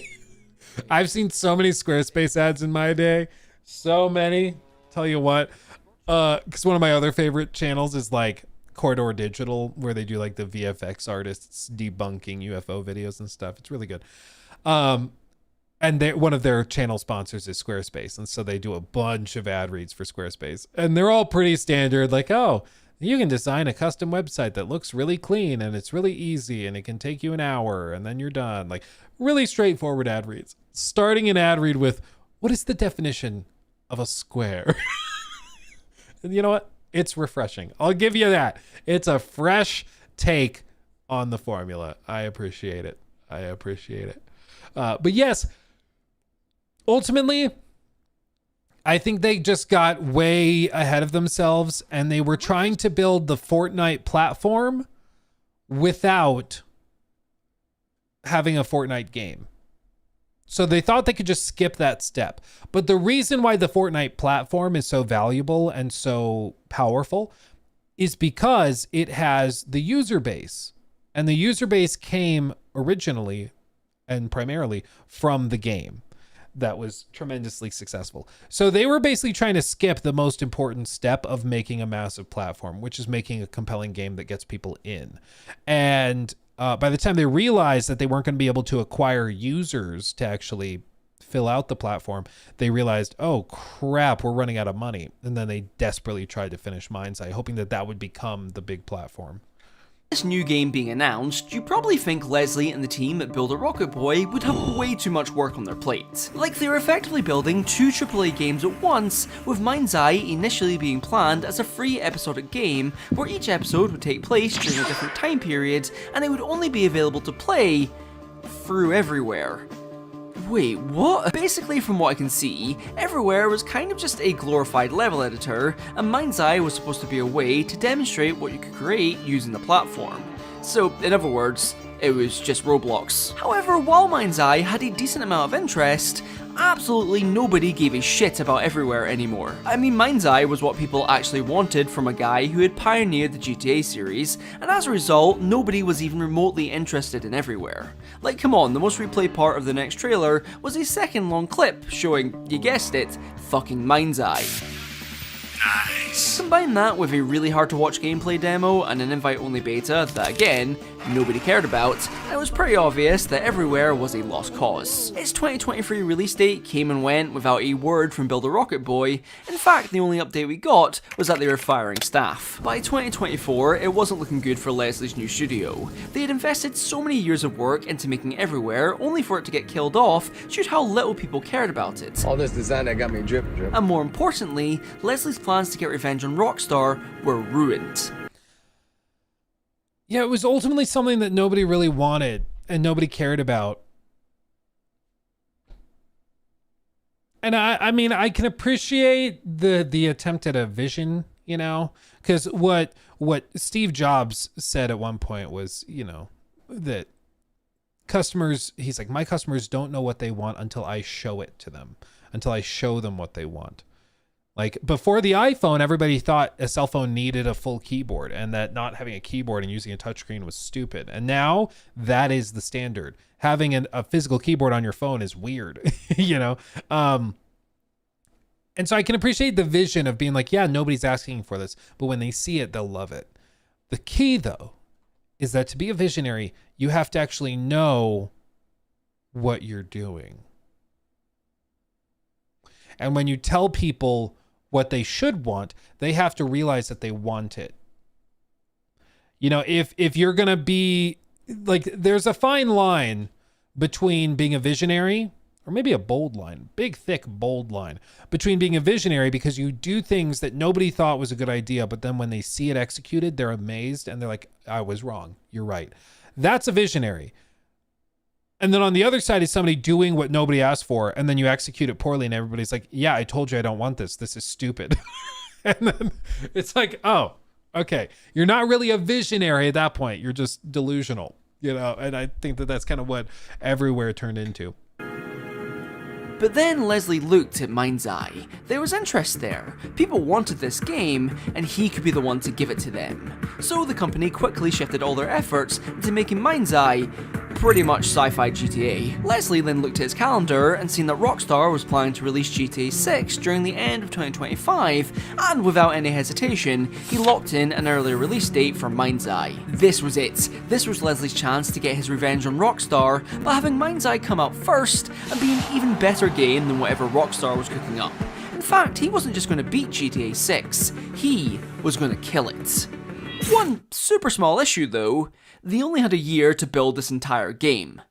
I'm sure nothing will go wrong here. Now after its brief teaser in 2023, we wouldn't actually see or hear anything about Mind's Eye for close to 2 years, leading to most people thinking the game had been cancelled too. But then, during PlayStation State of Play at the start of 2025, Build a Rocket Boy was back. This time with explosions, cyber implants, Tesla bots, men screaming, and of course... Hello, I'm Leslie Benzies. There he is. That's our national pride. Probably important to also note that there was zero mention of Everywhere. Mind's Eye now had a new publisher in IO Interactive, the same guys behind the Hitman games. Everywhere's website now redirected to Mind's Eye, and whenever Leslie was asked about it, he pretty much just said, by March, Mind's Eye had an official release date and a couple new shiny trailers too, one of which gaining 12 million views. How the fuck? However, despite these... I think they were paid views. You can promote videos on YouTube, and basically it just shoves it to the front of recommended feed, and then it also can shove it to the front, at least a while back it would work like this, to the autoplay. So if people have like a video playing and they fall asleep, it can just autoplay into your sponsored video. I don't know if it was bots. I'd have to look into that more, because YouTube's pretty good at catching the bots. Yeah, catching the clankers. YouTube's pretty good about it. In fact, you might have seen some of the drama recently over the course of the end of the summer. YouTube put into place like really stringent, as far as I can tell, filtering to count views differently. So a lot of people are complaining views have dropped. And I think a lot of it is that people using ad blockers are no longer counted in the core view count. And YouTube's trying to crack down on it that way. I don't see how that's supposed to do anything, but that's a big component of it. But then they also have done a lot of work to try and crack down on bot views. And I don't know how that's working, but usually YouTube's pretty good about it. YouTube Shorts, not so much, but... These new trailers looking polished and well put together, the actual work environment at Build a Rocket Boy, according to multiple devs, was incredibly toxic. Leslie had a... YouTube removes views that they detect coming from bots. Yeah, if they know that a view is coming from a bot, then it's not counted. It's why there's usually a delay. Like a video on the website, if you look at one of my videos, it might say like 100,000 views. On the back end that I'm seeing like 125,000 views. But what they're doing in that interim usually is they're validating views and verifying. So they're checking other behaviors of those users, seeing if they're flagging any sort of weird behaviors. Like, for example, if YouTube counts a view after 30 seconds, they're not going to like, and they see that a user is only watching 31 seconds of every video that it watches. That sends up a red flag, right? So if they can identify weird behaviors where they're like, okay, you're just watching barely enough for it to count as a view, and then you're clicking to a different video, and they have nothing to do with each other. So it seems like it's being part of a service that like charges for using their bots to watch videos and boost the view count. So YouTube's pretty sophisticated with it, and they crack it down pretty good. But more likely, they just paid for the video to be promoted out the ass on Reddit, on YouTube, on everything. That to me makes way more sense. especially given the rest of their marketing strategy. But anyway, continuing, working for Leslie. And Build a Rocket Boy, according to multiple devs, was incredibly toxic. Leslie had effectively created a company where he was the main character and everyone else was just there to make sure he was happy. Got a different opinion? Fired. Have any concerns with Mind's Eye? Double fired. Don't agree with King Leslie? Paid vacation. Oh, that doesn't seem too bad actually. To unemployment. Aww. The company's Glassdoor reviews quickly plummeted as a result, with many ex-employees taken to the website to share their horror stories about working at Build a Rocket Boy. Although Leslie didn't care about any of that. Come on, who listens to Glassdoor? Clearly they're just paid off by Rockstar. Outside of the company being an absolute mess, people started to notice just how little of the game had actually been shown. A month out from release and there's still no in-depth gameplay trailers, unlike most other AAA games, and perhaps even more bizarrely, no review codes had been sent out, as it left major gaming news sites completely unread. What Leslie and the team did instead was hold their own preview event for a small batch of YouTubers and journalists, where they showcased the game by having someone play it through fucking Teams. What's even... Yeah. Microsoft Teams. They did not invite me. Shocking, I know. But they did invite Maddie. Mr. Maddie Plays. And Maddie, to his credit, made a video shortly after this event that was freaking hilarious. We'll see if he talks about it, because it was like the most red flag of all red flags. It was amazing. More insane though is that despite Build a Rocket Boy trying their best to hide the game's shortcomings by only letting people see super specific parts of it, that still didn't stop everyone in attendance from coming to the conclusion that Mind's Eye was nowhere near ready. I know with my platform, when I say these types of things, they come with a lot of weight, but sincerely, this game needs to get delayed. One of the stranger preview events that I've been a part of. And yet they have struggled so much to Hey, who's that guy? I didn't know I was in this video. That's funny.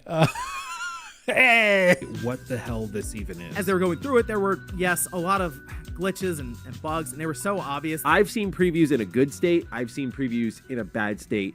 This is up there with some of the worst I've seen, just in the terms of... This negative reaction also really upset a few higher-ups of the company, so obviously anyone who had something negative to say about their game was quickly branded as a Rockstar sleeper agent. That's a good picture. Oh, that's pretty good. That's pretty good. Yeah, to be specific, okay? To be specific, what was said, and it's funny because these two, Spawnwave and Maddie, they went to the preview event.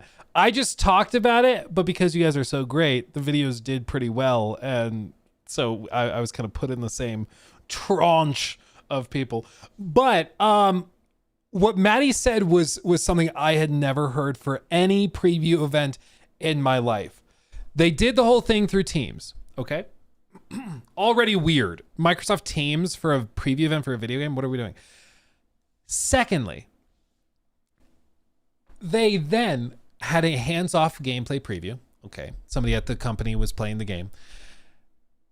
And it had all sorts of frame drops, technical issues. Okay, it's work in progress. They reach a point in the gameplay where they can't progress. So they go into the settings, like developer settings, and they turn on God mode to make them invincible to finish the mission. And they do that twice. 2 separate times. They had to turn on God mode to get through a mission. I have never in my life been to a preview event or seen a gameplay demonstration that was that broken. It was so bad that Maddie, Spawnwave, everybody was like, this was bad. This was really bad. And this is what they chose to show people, you know? So after this, I made videos talking about it and being like, I've never heard of something this bad. Maddie's never heard of something this bad. Spawnwave's never heard of something this bad. And any other journalists talking about it, I'm sure also had never experienced something this bad. It needs to be delayed. And all of a sudden, all the weirdness started to make sense. All the extra drama started making like a lot of sense. Why they were being so cagey, didn't want to show it to people. No review codes, no other previews. It's all coming together. It's not ready. They're rushing it out the door.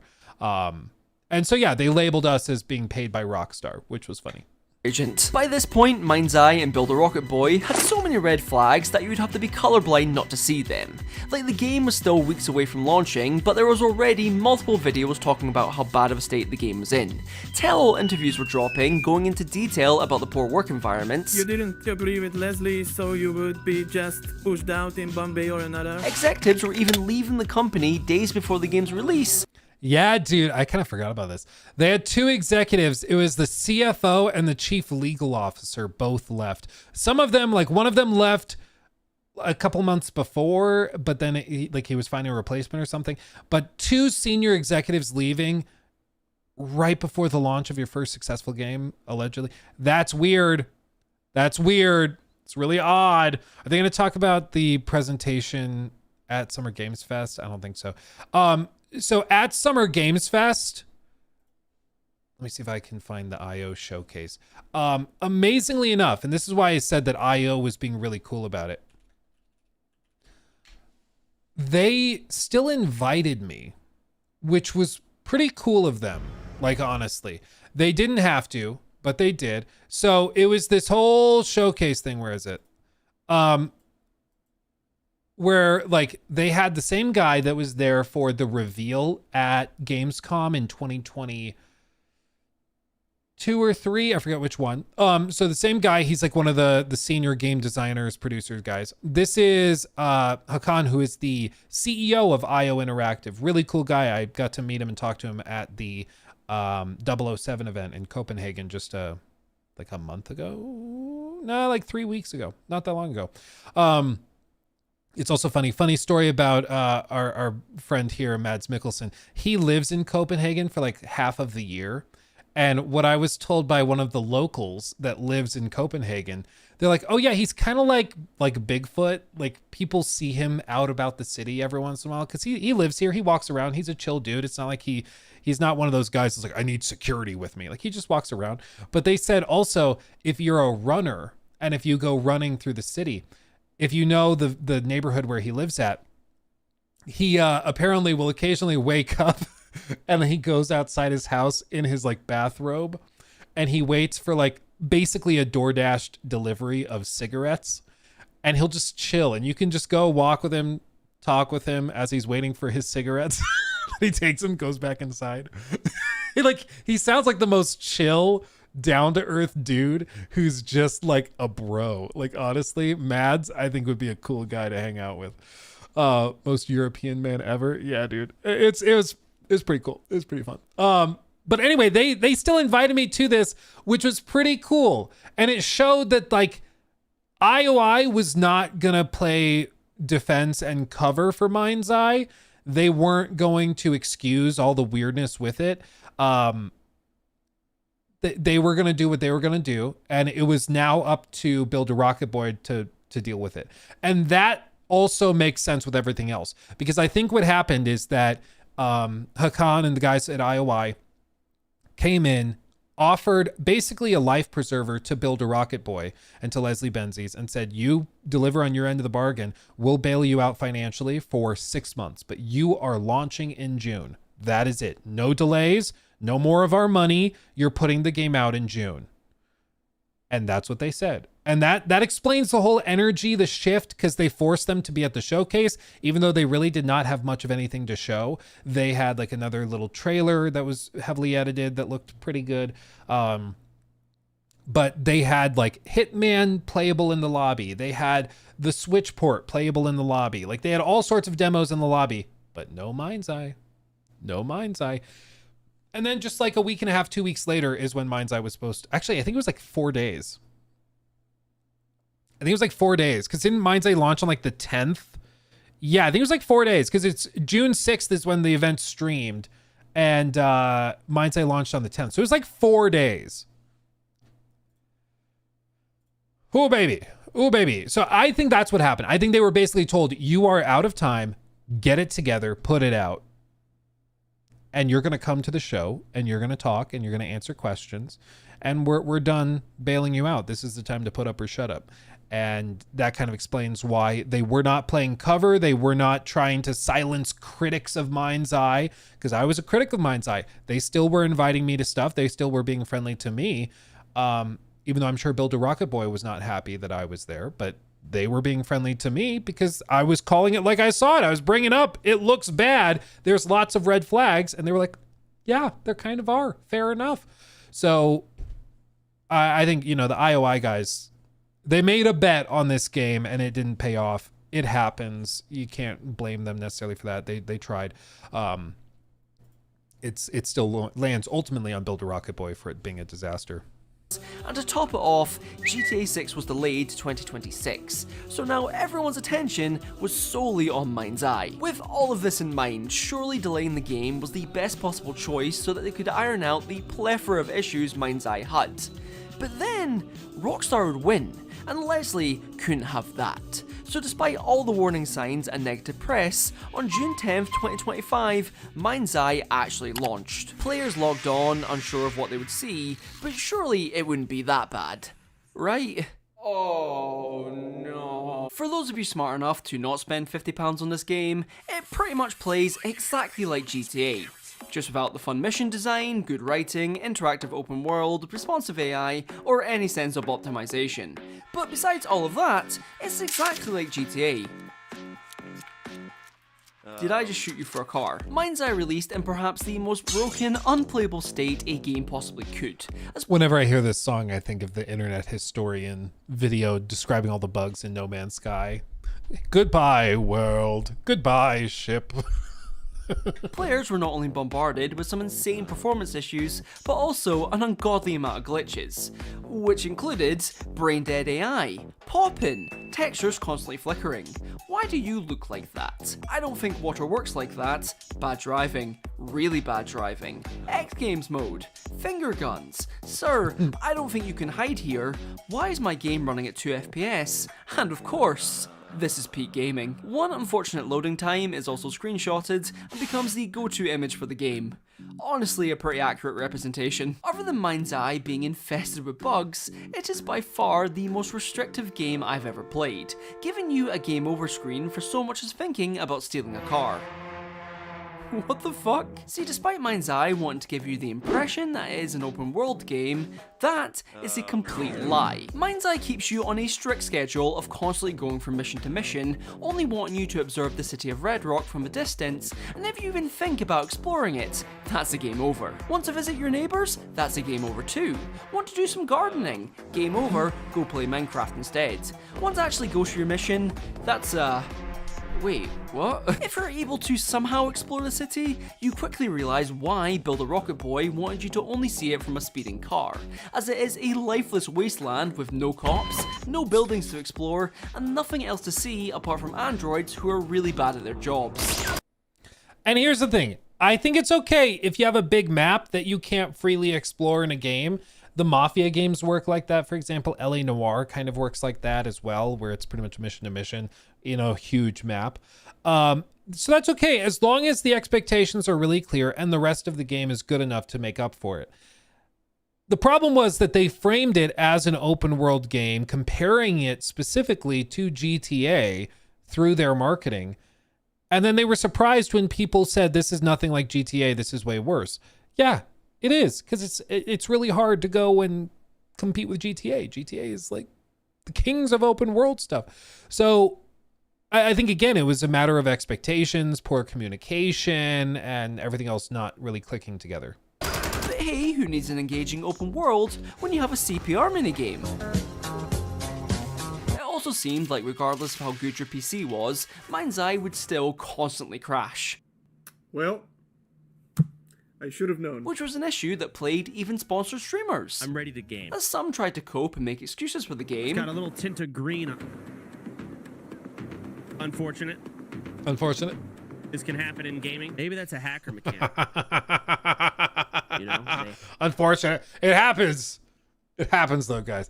Crashes do happen even in great games. That's fair. That's fair. I'll give you that. Hack you, IRL.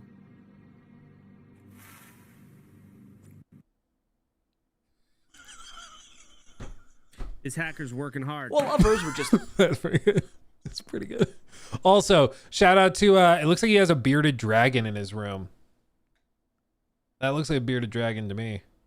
This hacker's working hard. I love me some bearded dragons. while others were just utterly lost for words. By this point, Leslie had seen enough, and any sponsored streams had their plugs pulled. What? The sponsor just paused the sponsored stream. But the damage had already been done, and everyone had seen Mind's Eye for what it really was. A complete disaster. Upon its release, Mind's Eye was slammed across the board, receiving universally awful reviews and becoming the lowest rated game of the year within a day. PlayStation even offered out refunds to anyone who had bought the game, which had only happened once before when Cyberpunk originally launched. Numerous videos and articles came out detailing just how bad the game actually was, from its terrible gameplay to a story which sounded like it had been written by ChatGPT. And yeah, I can definitely see that. The mayor is filming for her campaign/reality show tonight. I know it's terribly cringeworthy. The comparisons to GTA were also back, but not in a positive way, as looking at it side by side with GTA 4... What's that movie called? Is it Twins? Is that what it's... I think it's called Twins. Yeah, it's like literally their brothers, Arnold Schwarzenegger and Danny DeVito, are twins. And Danny DeVito at one point says, so we're twins. So you got all the like beautiful genetics, the muscle, the talent, the charisma, and I got all the shit that was left over. It's a good movie. You should watch it. A 17-year-old game really put into perspective how much of a downgrade Mind's Eye actually was. This is especially bizarre considering just how much money had been invested into Build a Rocket Boy and the game's development, which at a minimum was $100 million, or as one ex-dev claimed, $500 million. Now, to be fair, there is no proof of this claim whatsoever, and I highly doubt Mind's Eye cost even half that much. Yeah. However, will I be putting that in the video's title? Absolutely. Anyway, after this horrific launch, Build a Rocket Boy jumped straight into damage control mode, saying how upset they were with the issues and that they were working hard to fix them. However, as of this video, Mind's Eye is still in a very fragile state. Other than that, a co-CEO of Build a Rocket Boy also claimed that ex-devs who spoke out were just incompetent and lazy, which isn't a great look, I can't lie, only made worse by the company then laying off half of their workforce. Now admittedly, I have been very harsh on Leslie Benzies throughout this video, and while I certainly don't think he's blameless in this whole situation, I think a huge issue that definitely impacted the game's development is that he's surrounded by executives that only say one word to him. Yes! As of now though, the future of both Mind's Eye and Build a Rocket Boy is looking very uncertain. Apparently Leslie did have a quick video call with the remaining staff to discuss potentially relaunching Mind's Eye in a more stable state, which is great. However, he then reportedly said that a big reason for all these issues was because of internal and external saboteurs, which if anything, proves that Rockstar lives rent-free in this band's head. Yeah, he literally alleged that, I'm not sure if it was Leslie. I think the specific article said that it was an executive. So I'm not sure if it was Leslie or another one of the executives. Same thing, like the guy that said that we were all like paid off by Rockstar to talk badly about the game was like the CEO of the company. It wasn't Leslie. It was like one of his right-hand men. But it's not a great look for your team when you're like coping that hard. But it also, I think, just more broadly reflects how unwilling to accept responsibility the executives were. You know, this project that we managed launched super broken, worst reviewed game of the year. Everyone kind of is hating on us for it. Couldn't possibly be our fault. It's gotta be Rockstar. Like, it's just delusional and honestly a little sad, but that's just where they were at. And ultimately, a lot of these companies can only, you know, sink or swim based on the leadership. And I think it's pretty clear that the leadership at the company was the weakest part of it for the entire history of the company. And as a result, it just never stood a chance. Never stood a chance. But what are you gonna do? I mean, it's I don't know if they'll ever relaunch it. I think Mind's Eye most likely they'll just continue to lay people off, and then eventually they'll shut the studio down. Because you got to remember, most of these companies, the only way that you can keep going is if you get funding from somewhere. Usually that's from launching a game that's successful and sells well, and then you play, or you get money from that, and that funds the next game. Or you can use that as collateral to go to investors and say, look, we made $50 million on our last game. Will you give us another 50? And we'll make the next game that we think will make 100 million. And then we both get all of our money back and then some, right? I think what happened will now mean that they can't get investment from anywhere. Because who is going to give them money? If they came to you and asked, can I have $100? And if our next game gets above an 85 on Metacritic, you will get 150 back. But there's a chance you don't get any money back if it flops. I don't think you'd even give them $100. I wouldn't, because I have very little confidence in their leadership. Tencent will. Tencent's hardcore. Tencent is cutthroat, though. Like, Tencent, if they get the feeling that you're not doing what you need to do, they'll just clean house and do whatever. And they also typically want control. But more than anything, they want a slice of a pie that's already made. That's why they wanted to invest in Ubisoft, because they're like, oh, yeah, we'll just buy a slice of Rainbow, Far Cry, and Assassin's Creed, and we don't have to do anything. Easy. So I don't think they'd invest in a company like this. But anyway, very, very good video from Alex Webb. Good recap on the whole thing, everything that went down, solid editing, good energy, and yours truly was in it. How could I not love it? It's fantastic.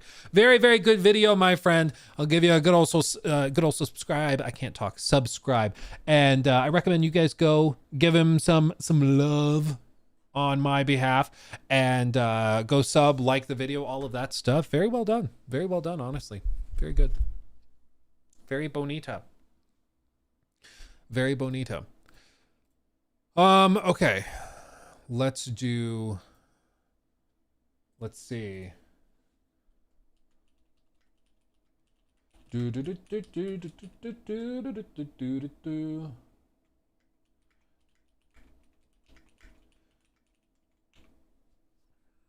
Okay. Mind's Eye came out this year. It kind of transcended this year.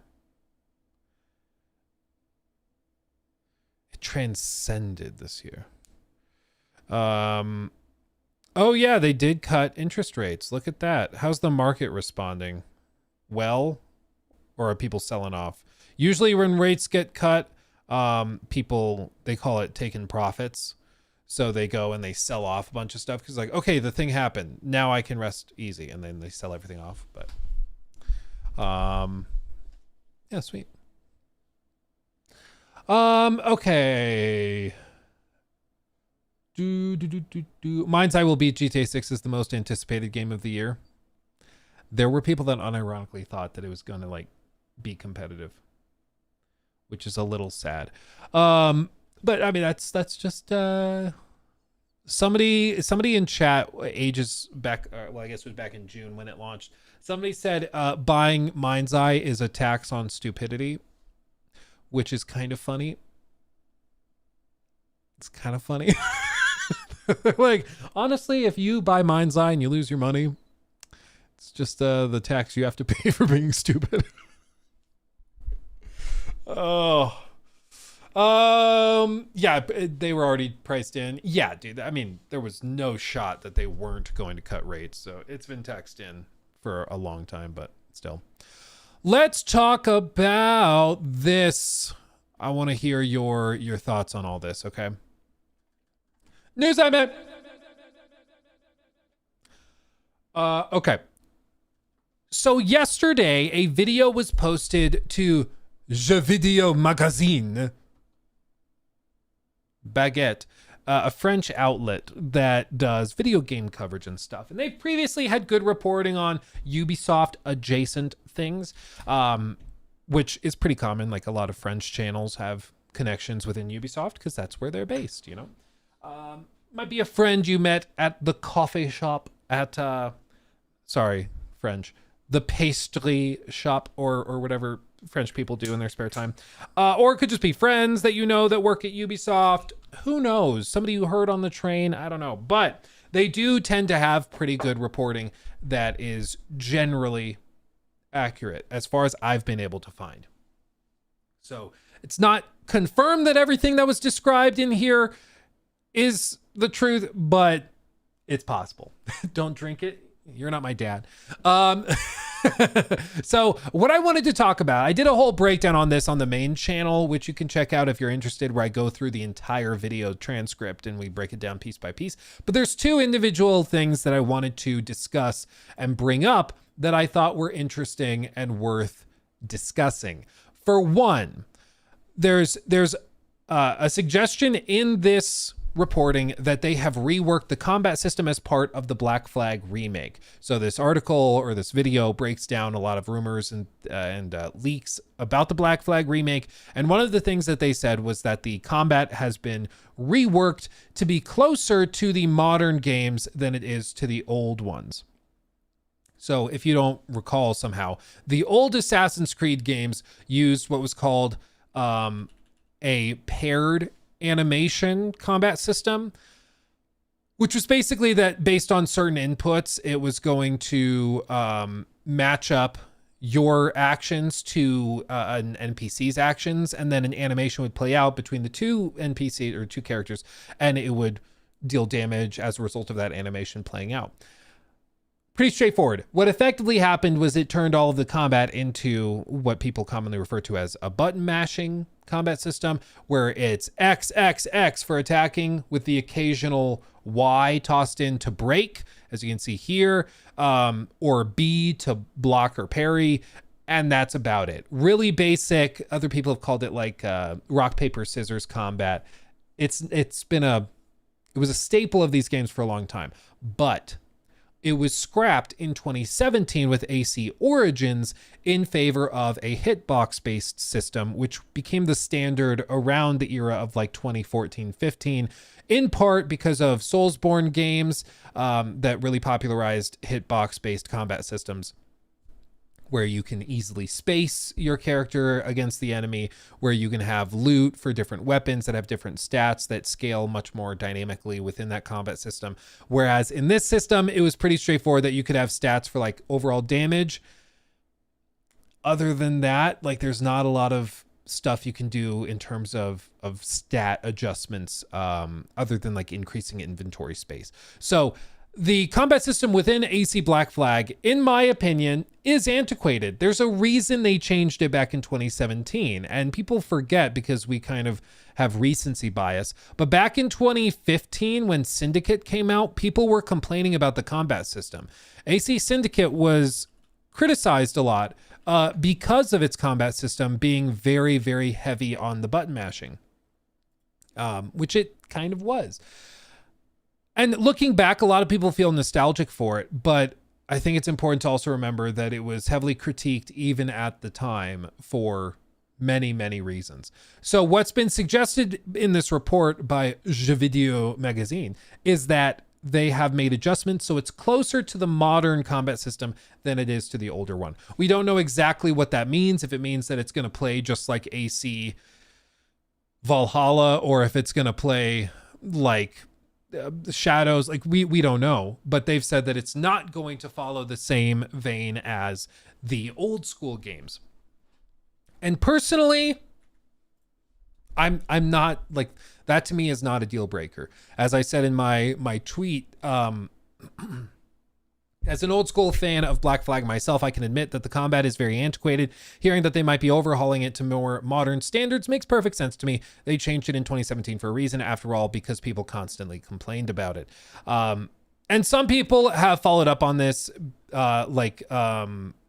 Rhino said, modern standards don't automatically mean change it to what Origins is. There's no monolithic example of modern standards. The idea that the game needs to be cheap, or a cheap Witcher knockoff to be modern, is exactly why modern gaming is regressing.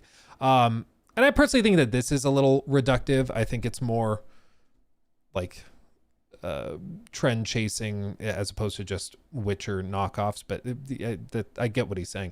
And I said maybe a better way of saying this would have been modern expectations. As old as it makes me feel, a lot of the people who will end up playing this likely never touched the original version, so all of the clunkiness won't be excused by nostalgia. It will just feel clunky, which I think it's something that's really easy for us to ignore. Part of the idea and what Ubisoft is trying to do pretty clearly is that they want to funnel people into Skull and Bones by getting them into pirate games again. And they also want to reintroduce this game to a new generation of gamers who never played it. And also to people who did play it, but make it fit more with what they expect it to be. And the combat system was always a weak point of the old school Assassin's Creed games, specifically the melee combat system. And so they are allegedly making adjustments to it to make it more in line with expectations. But that one is one I can certainly understand some people agreeing with or disagreeing with. Maybe you love the paired animation system. Maybe you hate it. I don't know. But that's certainly a matter for personal preference, you know, whatever you like. Still encourage everybody to keep an open mind, because for one, we don't know if this is actually true. And two, we don't know to what degree this is true, if it is. Because as Jeux Video magazine has clarified, they don't know exactly what the combat looks like. They just know that it's not going to be the same as the core Black Flag game. So there's that.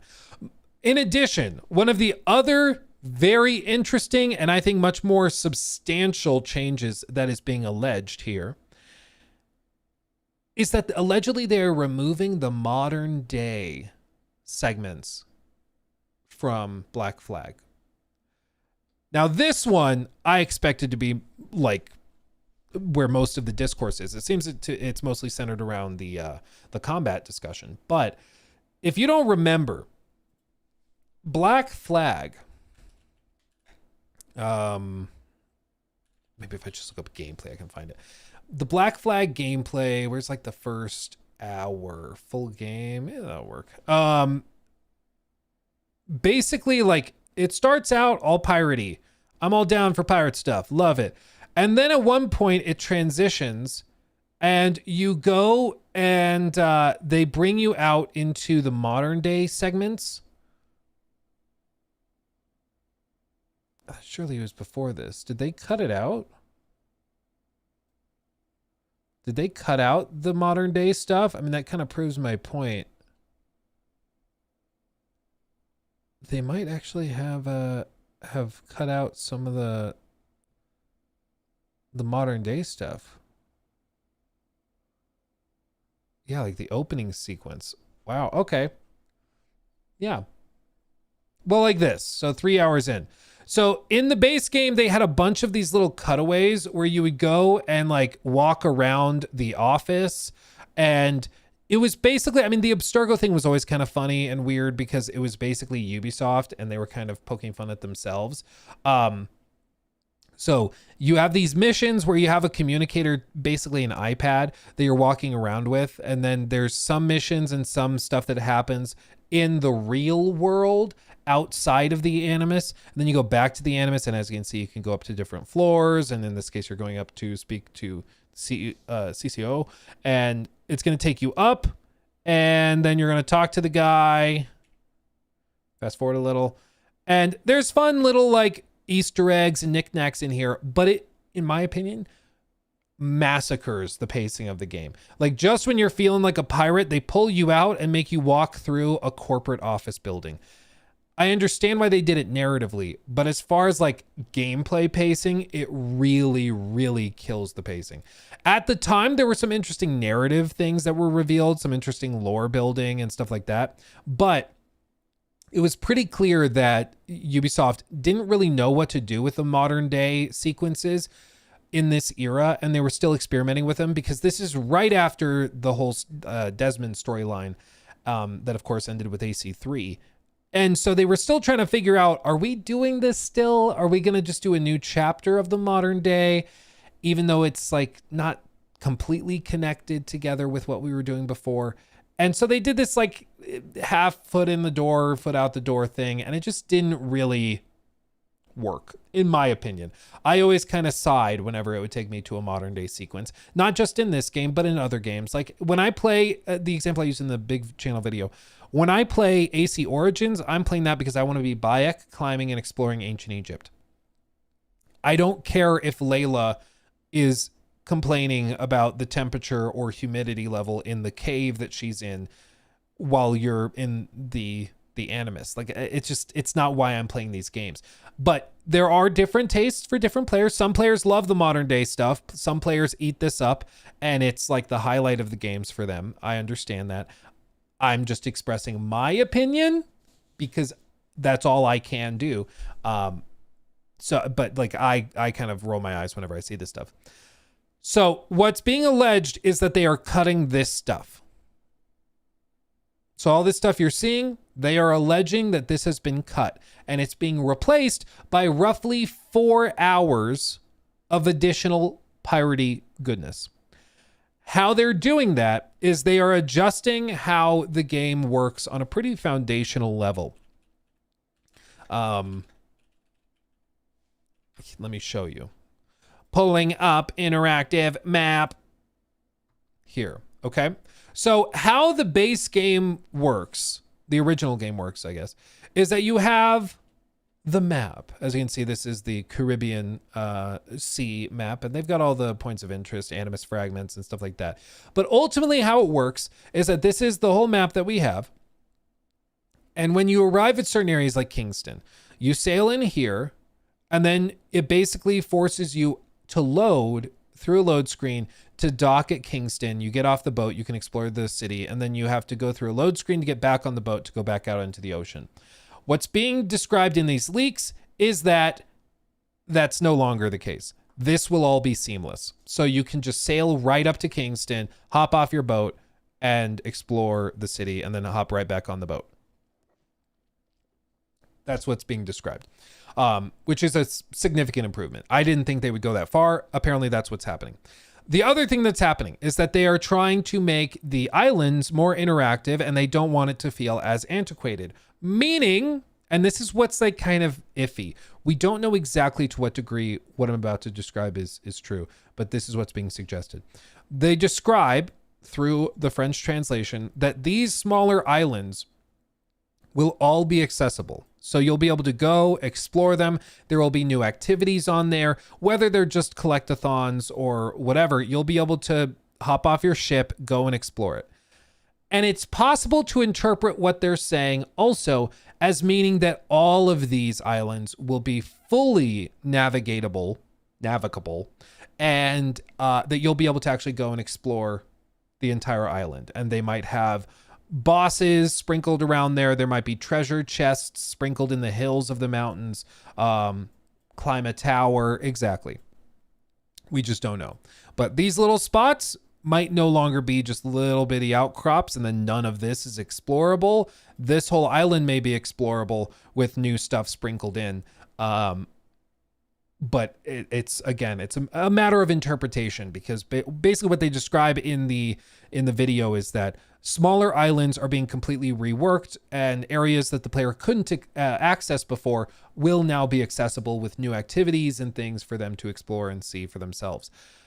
That could just mean these smaller islands. It could also mean the big islands too. We don't know. But it seems like they are trying to really take this up a notch so that you don't feel, and this is the key, like they don't want you to feel like you're playing a game from 2013.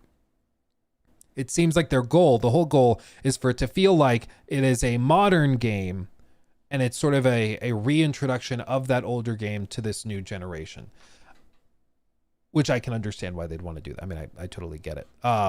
Because the game is old and there's a lot of people out there who have never touched it. And if they touched it, they'd be surprised at how 2013 it was. Like, you want to go and explore Havana, you got to go through a load screen to get there. Not anymore. They don't want that to be the case.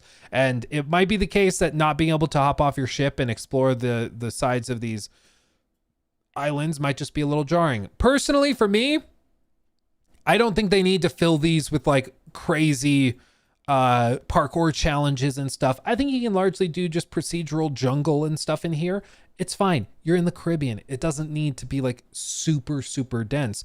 It's okay for like, no, there's nothing to find in there. It's just a dense forest. That's okay. But then you know what you do? You know what you do? You go in there and you sprinkle in just one or maybe two little Easter eggs. Maybe it's about AC Hexe. Maybe it's a reference to an older or different game. It could be any number of things, but just a little bitty Easter egg of something else. And a great example of a game that did this well was Just Cause 2, okay? Look at this, Rooster Teeth, old school Rooster Teeth. There was an island in the northwest corner of the map where you could go, and it was just dense jungle, as you can see here. Just dense jungle. Nothing to be found out here that actually had like gameplay consequence, except you could find a general that ran around this area. He wouldn't attack you. He was invincible, but he emitted a bunch of smoke. And it was a reference to the show Lost with the smoke monster. Isn't that kind of fun? And then there was this, where as you're exploring, where's the other one? So there's this. Elsewhere on the island, you go, you travel, you can find a plane wreck, which again is a reference to the show. And I mean, you might not have seen the show Lost, but at the time that this came out, like late 2000s, Lost was peak, dude. Lost was baller. It was baller. It was all over the place. And so, as you can see here, he climbs up to the top of the plane, and you find the search written out with an arrow pointing in. And if you go, you can actually find the hatch from the show. Just a few small, tiny Easter eggs sprinkled within a dense jungle. But dude, it's been over a decade. It's been like 15 years since this game came out. And I'm still talking about this stupid little Easter egg because it was so core to my childhood. Finding that thing was so freaking cool. It was so cool. And I think that can go a long way. Like, let people get lost. Let them find secrets. Let them discover cool stuff like that. You don't need to have the map this dense through the whole forest. It's okay. We'll find things to do. You can sprinkle it this densely in the cities. Okay, that makes sense. But when you're out exploring here, it's fine if there's jungle that's just jungle. That's totally fine. Sprinkle in a fun little, a couple fun Easter eggs that keep people motivated and get them searching. Like here, developer signature. Wonder what this is. Log in to track found locations. Oh, is it just literally that? It's the signature on the actual map itself. That's fun. Anyway, that type of thing I think can go a long way. But the point of all of this is that we don't know exact details, and we are largely working from like insinuation and the leaks and things like that. So from what I've heard, I'm intrigued. It sounds way more transformational than I thought it would be, which is nice because I thought it was going to be pretty low effort. And it seems like they're actually doing a lot of work. Some of the work they're doing may end up being like stuff they shouldn't have done. But a lot of the work they're doing sounds interesting, like reworking the entire map, making it so that you don't have load screens broken up between points of interest. That's genuinely pretty cool. So I'm interested in that. I did love chaining the finishers of the old combat system, to be honest. That was my favorite part of the combat. Yeah, dude, those finishers back in the day were goated. They were really goated. Okay. Let me see. Do.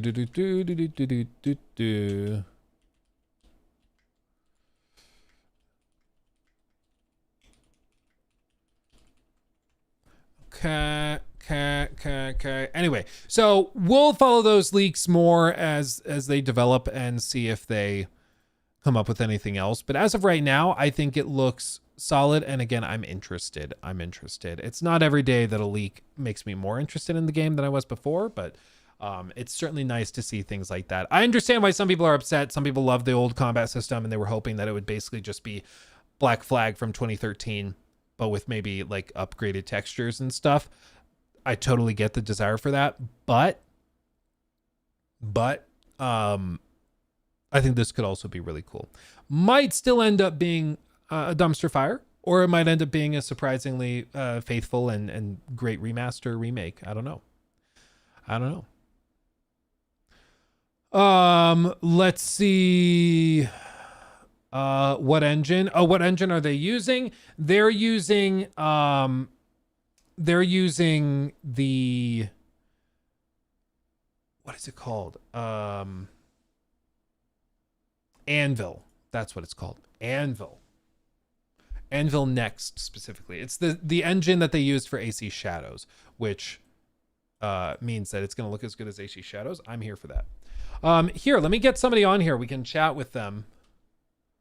We can chat with them about some stuff. Let me see if this works. Maybe. Oh, is he here? You're live. Everyone say hi. Yeah. Hello, everyone. Hold on, let me share this. Collapse that. Go there. Oh, wait, where did OBS go? That went there. Is he here? There he is. There he is. The man, the myth, the legend. I guess just to get right into it. Welcome, everybody, to the Free Roam Podcast. Welcome. We're here. I got to ask you. I got to ask you, Jory, right off the bat. Biggest news, kind of in our universe, of the week happened and dropped suddenly yesterday with a fierce, vociferous force. And that was the leaks surrounding AC Black Flag remake and all the details there. Now, I saw your reactions initially on X, but if I break down individual things, maybe this is the best way to do it. If we just break it down like this, like key points, and then I get your impressions of it, we can kind of go back and forth. Number one, they said they're changing the combat system potentially to be more in line with the modern games. Maybe not quite to that full extent of like an AC Shadows Odyssey level loot system and stuff, but they said that they're changing it to be more in line with the modern games than the old system. What do you think of that? Yeah, I think I already watched a bit of what you said. I think we have to wait and see, of course, but I'm seeing this more as they're improving the combat that was already there, because I do think it would be kind of going backwards if we use that same combat again. Because even some of the things that Syndicate introduced are not going to be in this game. So it's going to be a lot of counters, of course, hitting a lot of enemies that are blocking and then, hitting the same button at the right time. You also had some weapons already. They had like speed and combo. Like they already had some stats. Like all the Assassin's Creed games, of course, Unity introduced some more elements. They already had some RPG elements, obviously, from Syndicate to Origins was the biggest jump. But I think giving the game more depth, I think that's only gonna get better. That's only going to be better. I do hope they keep the cool finishers though. That would be it would suck if they lose those. Well, and it seems like a lot of the design change for the combat specifically came from another choice that they made, which was and they're kind of in tandem, so it's probably, they just both naturally follow from each other, but they're also changing the loot system allegedly, meaning that instead of just like swapping out swords or swapping out pistols, they might have different like full cosmetic sets that you can change and swap between pretty consistently, similar to Shadows, or it might just be something closer to Mirage. We're not totally sure to what degree this reworking will work, but it just largely seems like a lot of the core mechanical stuff in Black Flag Remake is being reworked to be more in line with modern expectations, which I think is the more accurate way of describing it than what I said in my initial tweet, which was modern standards. If you bring up, it's so funny because like a lot of companies are like, we want to introduce an old game from 15 years ago or 10 years ago to modern audiences. And if you say modern audiences, people immediately lose their minds. So you have to rework and be like a new generation of gamers. And then everybody's fine. But if you say modern audience, people are immediately like, no, and they freak out. But I think that there is something to be said. Like there's a lot of people who will play this who never touched Black Flag back in the day. Like if you were 10 years old. It's crazy. Yeah, if you were 5 years old, like let's say you were born 2008, you were 5 years old when Black Flag dropped. Yeah. Like now you're 17. By the time it comes out, you'll be 18 years old. Like you never touched this because you were 5 when it came out, but now you'll be able to experience it as a full-grown adult. Like that's crazy. That's crazy. But that's why they do need to find some way of introducing it to a new generation. And it's something I said in response to somebody. When you are nostalgic for something that's clunky or even like just bad by modern standards, like load screens, you may be nostalgic for load screens all over Fallout 3, for example. And so for you may be able to excuse those when you play a remake of that game because it brings you back to your childhood, seeing the little things rotate on screen.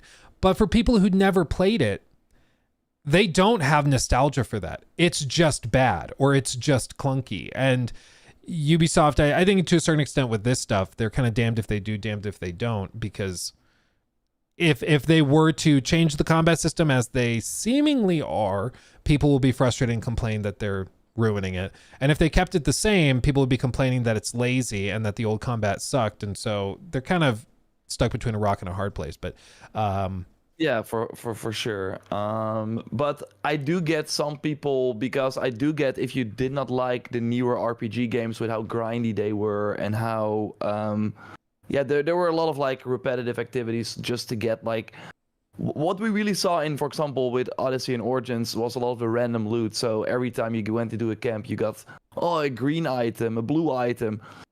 I do think they should not go that far. But I do think, and I hope that they look at the system they had. And if you basically, for all the weapons that were already in the game, also, just like in Mirage, add a perk where it's like, okay, so next to the stat increases, you also have, if you counter this enemy or something, you get extra speed for 5 seconds. Boring perk, but just give every weapon a bit more flavor. I do think that would already go a long way. So, if they're just doing that type of stuff, it makes sense. I'm already, like, my mind goes to, then they can introduce Helix packs, and that's probably also what they're thinking, don't you think? I think it's a major component of it. I mean, it's definitely not. It's not a insignificant component. Real quick, I'll have you discuss the next thing, which is removal of modern day sequences. My wife just called me twice in a row, so I'm going to make sure everything's okay. But go ahead, tell us about the modern day sequence removal. Yeah, like, we of course have to remember that I think Luke already, if you watched his sequence before, made some good points about how it kind of took you out of the experience. Of course, this was after AC3, so they were kind of toying around with this first person modern day. They're trying also something completely different right now with the Animus Hub. It's still, if you played Shadows, you open the game and you see a sort of introduction, as basically the story is that in the modern day, people are buying basically VR headsets, which is the new Animus, and you put that on and then you get introduced, and then from there you can jump into different memories. And the Black Flag sequence will be added to that. That's kind of the story. So I think them removing the modern day, it would not make sense. They want to tell a different story, but I then still hope that they add some stuff from the newer modern day in there, because what we're really seeing right now with the Animus Up, it's a launcher, right? You see the memories, only Shadows is on, or all the from Origins upwards is on there, but I never use it. You never have the incentive to go back to these other games. Of course, we will have Mirage with like new content later in the year. So then, you will be able to, you boot up Shadows, then you will be able to scroll to Mirage and jump into that game. Of course, you have to install it. But it's just a launcher right now, and I really think that they have to kind of connect all these games. And hopefully there will be some modern day in Black Flag still, but that will be the new modern day that hopefully tells something new about where we're going in this new era. But I do think it makes sense for them to remove it in the remake for what it was. I'm not sure if you heard anything I said, but I didn't. Sorry, my wife called because it's pouring rain outside, so she needed help getting the kids in from the car and the dog inside from the back. Okay. I did not realize it was pouring rain. It's quite quiet. No, man, you're in your man cave there. Yeah, exactly. I had no idea. You think I go outside? but really quick to recap, I'm not sure if you heard what I said, but basically, I think it would still be cool if they added new modern day things that make sense for the new era, because that is kind of what they're trying. Like, I think it would not have made sense to keep the modern day in from AC4 Black Flag, because like we're talking about here, new people come in, and then you have the Shadows modern day, even though it's very light, trying to tell a story. They want to do separate modern day, even playable sections in between games. So I think they should like try and connect that. So maybe still have a modern day in Black Flag Remake, but have the new flavor in there. I think that would be more interesting. I think it makes sense that they are removing it also for the things that you noted, that it really took you out of the experience. It was way more aggressive than we later saw. Yeah. And it's so interesting because I went back and I played the opening. I was like, I want to go back and play AC3 again after we talked about it on stream the other day. And bro, the opening of AC3 is like one of the slowest and most like tough to get through things. Like, I appreciate it. I like Hatham a lot. Like, I like that stuff, but it is slow. And it feels like for a solid 4 or 5 years, Ubisoft's pacing was just out the window. Like, they just had no idea what they were doing. And the modern day sequences were a big part of that too. Yeah, you started as Desmond and you were just in the in a sort of VR space, right? Running around, and that was kind of the opening, and that's how that was the tutorial, basically. Yeah, it's because they were rushed. AC3 was supposed to be way longer, says Midge. Yeah, I'm sure there's lots of reasons for it, but it was multiple games where pacing was an issue. But overall, I mean, I think they're trying the difference between this, and it's why remake is such a broad term that it almost means nothing nowadays. Because for some companies, remake literally just means take the old game and kind of like Oblivion Remastered, take the old game and preserve all of the bugs, preserve all of the glitches and the weird behaviors. And that was a weird case because people were literally hoping, they're like, I hope they don't fix the bucket on the head thing. Like, I hope they leave that in. Like, they're hoping that bugs remain, you know, but that's just BGS games. And so some people expect that. They hope that it's exactly the same, but maybe with some like tiny quality of life things like UI or controls being improved. But then other companies, they approach a remake as taking this thing that lots of people know and love from 2013, but bringing it into 2026 in a way that makes it approachable for the new generation of gamers who will be less tolerant of the antiquated combat, which is really button mashy. It just is, like, and the inventory system, which was extremely basic. And correct me if I'm wrong, I think Black Flag also had microtransactions back in the day as well. I think AC3 was the last one that didn't. I know Syndicate had them, and I think Unity did too. And they had a lot of like collabs, right, with sodas and stuff. I think that was already the case back then too. And they of course had the Ubisoft Connect or Club, I think it was called back then. Ubisoft Play, Ubisoft Club. Yeah, remember that with the units and stuff. Gotta love those. So I mean, I think that they're just reworking it into a modern era, and I do think it's certainly accurate to say a component of this is that they can sell new. If you have a new inventory system that has outfits and then new hoods or hats or whatever, just like Shadows, each one of those components that can be customized gives you an option to sell more cosmetics through the microtransactions or the projects system and the Animus Hub.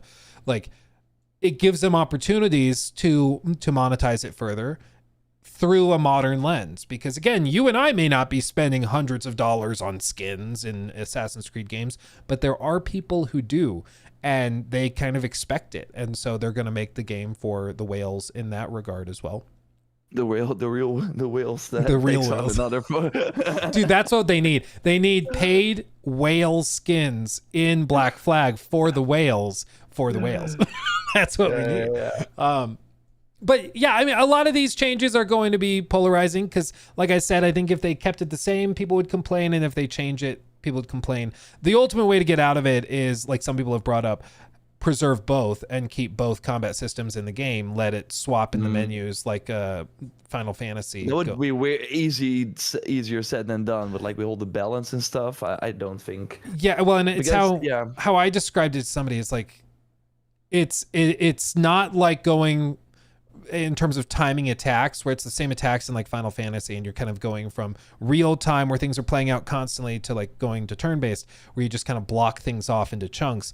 With this, literally all of the combat AI has to be redone because enemies behave differently when you're doing a paired animation combat system versus a hitbox based one, where you have to worry about distances and you have to worry about connections and reaches on different weapons. And so all of the, like, then also you have to consider the inventory system goes out, you know, baby with the bathwater if you're getting rid of that and you have a system for the paired animation stuff, because all of those extra stats no longer really apply the same way when you swap the combat system.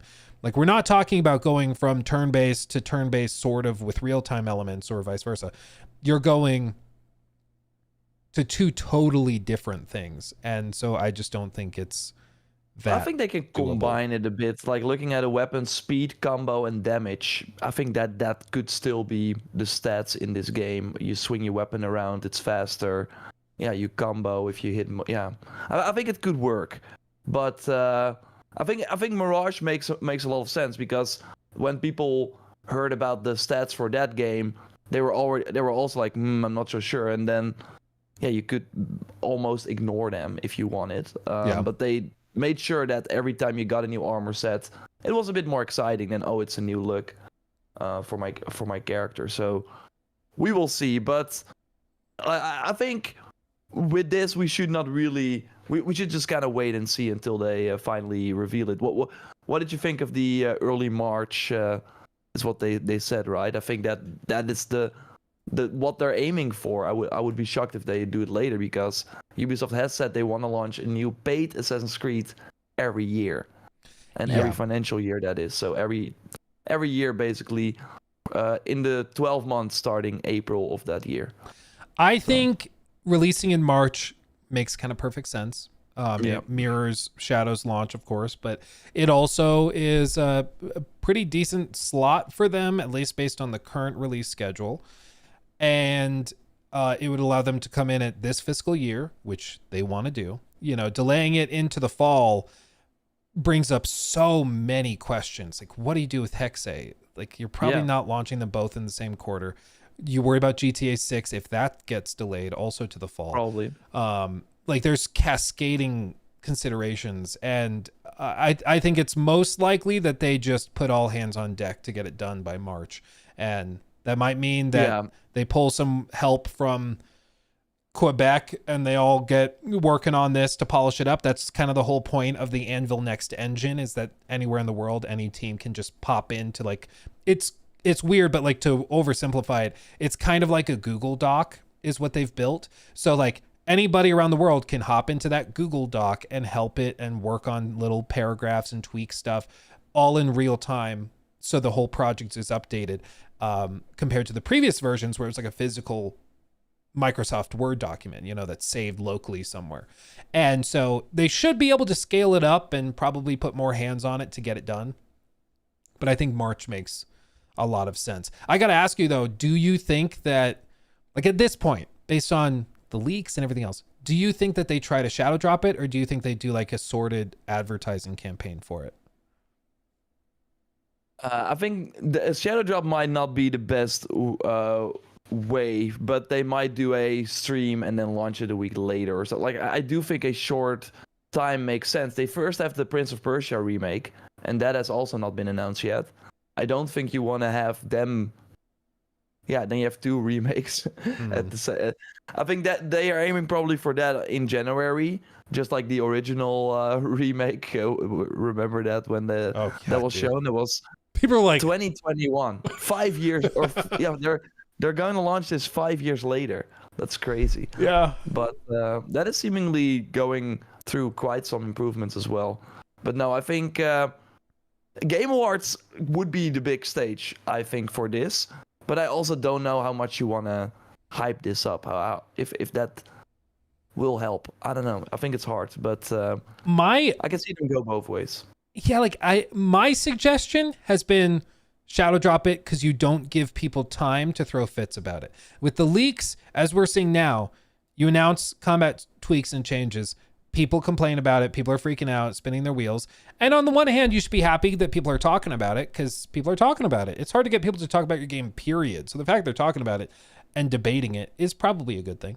But when you do a long marketing cycle, you're just giving people time to find things wrong with it. And with Ubisoft, they're currently like the whipping boy of the like culture warriors. They're the whipping boy of like the gaming is dying crowd and the cynics within the gaming community. And so no matter what they do, people will find ways to go after them for it. In many cases, it's justified. Other times it's not. But if they shadow drop it, it's just out there. People will just be like, oh my God, that looks cool. Pirate. Oh, I remember playing that when I was younger. Oh, cool. And they download it and they try it. Kind of like the Oblivion remake. If that had like 3 months of marketing behind it and previews and stuff when people are noticing performance issues and all this stuff, I don't think it would have performed anywhere near as well. So my recommendation is shadow drop it. But I know that much to their own detriment, they don't listen to everything I say. So I know that Ubisoft also tends to like doing more traditional old school marketing for their stuff and do big spend on things like that. Yeah. I can see them still do like an event and then invite people and then have an embargo and then it launches like a week or two later. So maybe like maybe the window where it was for Silksong that of course came out of nowhere. Yeah, we're launching 2 weeks later. Maybe they do still. I think maybe going full shadow drop is a bit too scary for them. I do think it might be the best approach because we saw that with Oblivion, that stream went crazy and I think way more people jumped into it because it was the hype at the moment. Yeah, and dude. You could immediately buy it. I had 18,000 people watching me try crazy. It for the first time. Like, it was ridiculous. But it's because people were like, I got to check this out. I want to see it. And we know it sold really well. But I totally get what you're saying. It's scary to just shadow drop something, especially when that's not how they tend to do things. Like they're not dropping something onto Game Pass where even if it's like kind of bleh in terms of engagement, it still is more content on the service. Like for them, they need this to move units. And so I totally get that it's stressful, but maybe you're right. Maybe they do like an event. Like I think they said there was something for Skull and Bones. I was talking to somebody at Ubisoft. They did like a Skull and Bones promotion in Singapore, and they actually went and got a pirate ship or something. Did you go to that or did you hear about this? I think they actually rented like a pirate ship that you could go and like they did dinner cruises on, and they did a whole thing. Or maybe that deal fell through, but they were working on it. There was something like that. So maybe they do some big event like that to try and promote it like a couple weeks before.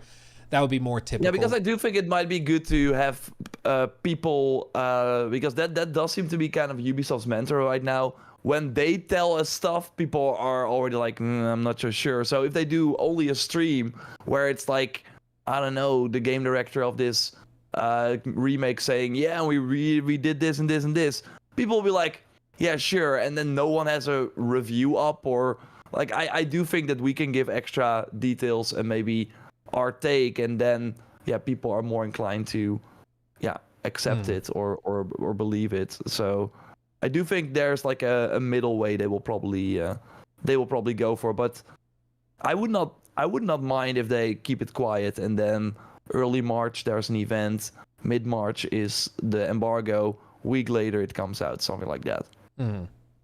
I could totally see that. Either way, I mean, I think the fact that people are willing to talk about it and are so interested, even back in early July, I was on vacation on a lake and I filmed a video while out on the lake on a pontoon talking about like the rumors and stuff about the Black Flag remake. And that video did quite well. And it shows that like even in a dry spell of information, people are interested in this and are wanting to talk about it and engage with it. And now we got some actual news and tons of videos are popping up and popping off about it. Like people want to know about it. People are interested. They're going to bring into question the combat, the changes that they're making and stuff. But I think even the people who are like old school fans that really liked the older combat system, I still think a very large number of those people will buy it and try it for themselves, barring any sort of major reveal or something. But I think that they have something that people really, really want, which amazingly enough, they haven't really had for a while. And that was the last time. Yeah. So it's going to be about interesting to see how they can handle it. And there's going to be skepticism and cynicism around it for sure. But if they just focus on getting the game polished and ready to go, and it speaks for itself, that'll go a long way. And hearing that they're making... Oh, go ahead. Yeah, but I'm like what you said, like delaying this game till the end of next year will cost so many things. So I think they're, like you said, all hands on deck to get it out for multiple. They also don't have a lot of other games. They have Anno and Prince of Persia. So it would be a really, really bad look for their financial year. We should not care about that, but it does show you that they have to get it out. And yeah, we will see if that, hopefully that means like a quality product. But yeah, I think March is going to be when we see it. Yeah, I think so too. That's my vibe. Because again, remember guys, the original rumors and speculation was that it was coming at the end of this year. And then after Shadows, it was delayed out into early next year. And I think Tom Henderson was the first to report on it slipping into next year. So it's already gotten delayed and they're giving it more time and resources. It's not like they're just, frantically throwing this together. It's already been delayed internally. And so I think they'll get it there. But yeah, I'm just excited. 2 months later, they announced Exe. Like, we will, from the start of Black Flag, go into this overdrive, because then Shadows will still get an update. We hear about that Invictus game, whatever that is, like their multiplayer thing they want to do. They still have a free-to-play mobile game. And yeah, you could be like, okay, free-to-play mobile. Look at Destiny Rising right now. I think that's a very interesting case of where people who usually only play console PC games are looking at, whoa, what is this mobile game doing? Even if you don't like it, it still has very interesting ideas that are probably going to be used in the proper Destiny. People are joking that the mobile game has more effort put into it than Destiny does. It has like a lot of features that people wanted for such a long time, but in a mobile setting, it's way more an MMO. So maybe Jade has some cool things that were also like, I mean, they... Just like Bungie are giving the keys for the first time to a different team to make an Assassin's Creed game. So yeah, it could be interesting. But next year will be wild. But GTA is gonna be October. So like I really don't think it's gonna be May. We'll see. I don't. The reason why I'm so skeptical of it getting pushed back is, for one, because they gave it a date, and I think their earnings call or something is on Friday, I want to say. I think something was happening on the 19th where they're expected to talk about it, and a lot of people think it'll be the last moment for them to delay it if they were going to. No, it won't be the last moment. That will be like, they have another one in February, I think, so that will be the last moment. And remember, like, it's in their next financial year. It's not in this financial year. So even if they delay it from May till October, for their financial year, it doesn't matter at all. GTA Online, are they really going to launch that at the end of June? That makes no sense to me, unless they're really gonna ship that at the end of the year, like have a huge time like could do a full 5-6 month, and then they're gonna do that like would a be huge crazy standalone too. launch. But again, like, you don't want to launch that during the weakest time to launch any game. Like August, September, what we're seeing now is so crazy because people are skipping July and end of June and early August. That's like a dead period. So is Rockstar gonna launch GTA Online then? But do you think that, I've wondered this, do you think the June-July dead zone is kind of like February as of 5 years ago, where everybody's like, that's when games go to die, but then some big games go there and they do phenomenally well, and it's like, oh, okay, maybe the old mantra is no longer true, whether it's digital distribution changing it or whatever. Like, I wonder if a massive game launched in July, would it perform well? Or like, is it a self-fulfilling prophecy? Nothing launches in July, so nothing launches in July, and therefore nothing performs well in July because nothing launches there, because nobody launches there. I think it depends a bit. Like, for example, Nintendo, it makes sense because that's a handheld you can take with you on your holiday. So that's for them why, like, all their handhelds were usually in the summer and doing well then. So Switch 2 then makes sense. But if you look at July, we only had Wu-Chang, and I don't really know other games. But February makes sense because, of course, January, like that's why we see if you launch in January at the end of the month, because that is when people finally get their salary again after the Christmas period where they are broke. So then in February is the first time they can actually buy, and it is the final quarter before the end of most of the financial years. So if you still want to launch in your current financial year, February, March is the place to go. So I still think we are really seeing that, and I'm not sure if you saw the Hell Is Us director kind of throwing fits, like being not happy with Silksong, because they had the September 5th kind of for themselves with Chronos the New Dawn, but that's quite a different game. And then Silksong at the Gamescom is like 2 weeks before. Yo, one of the biggest launches of the year. It's gonna happen on the same day, man. Good luck. So, and like, sure, you could argue maybe those games are also not really similar, but it's still people that are like into interesting new concepts and want to try the new indie game like Hell Is Us. Bigger publisher, still smaller studio, of course, but yeah, it hurt them, and he was like, there's no good time to launch a game anymore. And I do believe that, but I do think July is, what we are usually seeing, the least favorable time. Yeah. But maybe GTA Online, everyone will stay home. Nobody will go on a holiday. Yeah, you never know. For GTA 6 Online, you never know. Yeah, it's going to be fascinating, but I think you are right. This is the thing to remember, because I saw somebody in chat was like, you know, players like remakes and remasters, but ultimately they still want like new games. That's the thing. Like Ubisoft will have potentially Black Flag remake in March. They announce the announcement of Hexe in like May, and then they do Ubisoft Forward in June. They're going to have probably Tom Clancy stuff. They might even have a Far Cry trailer, maybe. They have Splinter Cell remake. Ghost Recon will probably be announced in May or April, like as the first big game. I think they will. It seems that is the furthest along from their other big AAA games. Yeah, Far Cry 7. They have a extraction shooter, Splinter Cell remake, Hexe. You name it. Like, I think Assassin's Creed Shadows is probably gonna get more content. It's like they have, like, the amount of I went to a studio tour in Bordeaux for the DLC for Shadows. They're doing something for that already. I don't think they have time for that next year. It's gonna be wild. Yeah, they're gonna go into overdrive because they're gonna have a lot. It's gonna be so GTA in October is gonna, because you want to have, I think Hexe is the horror game, like the Halloween game. If you could choose, right, that would be the perfect time to release that. Sounds like it. At least from what we've heard. I've not seen anything. Have you? Hexe? Yeah. Have you seen any Hexe? No, I wish.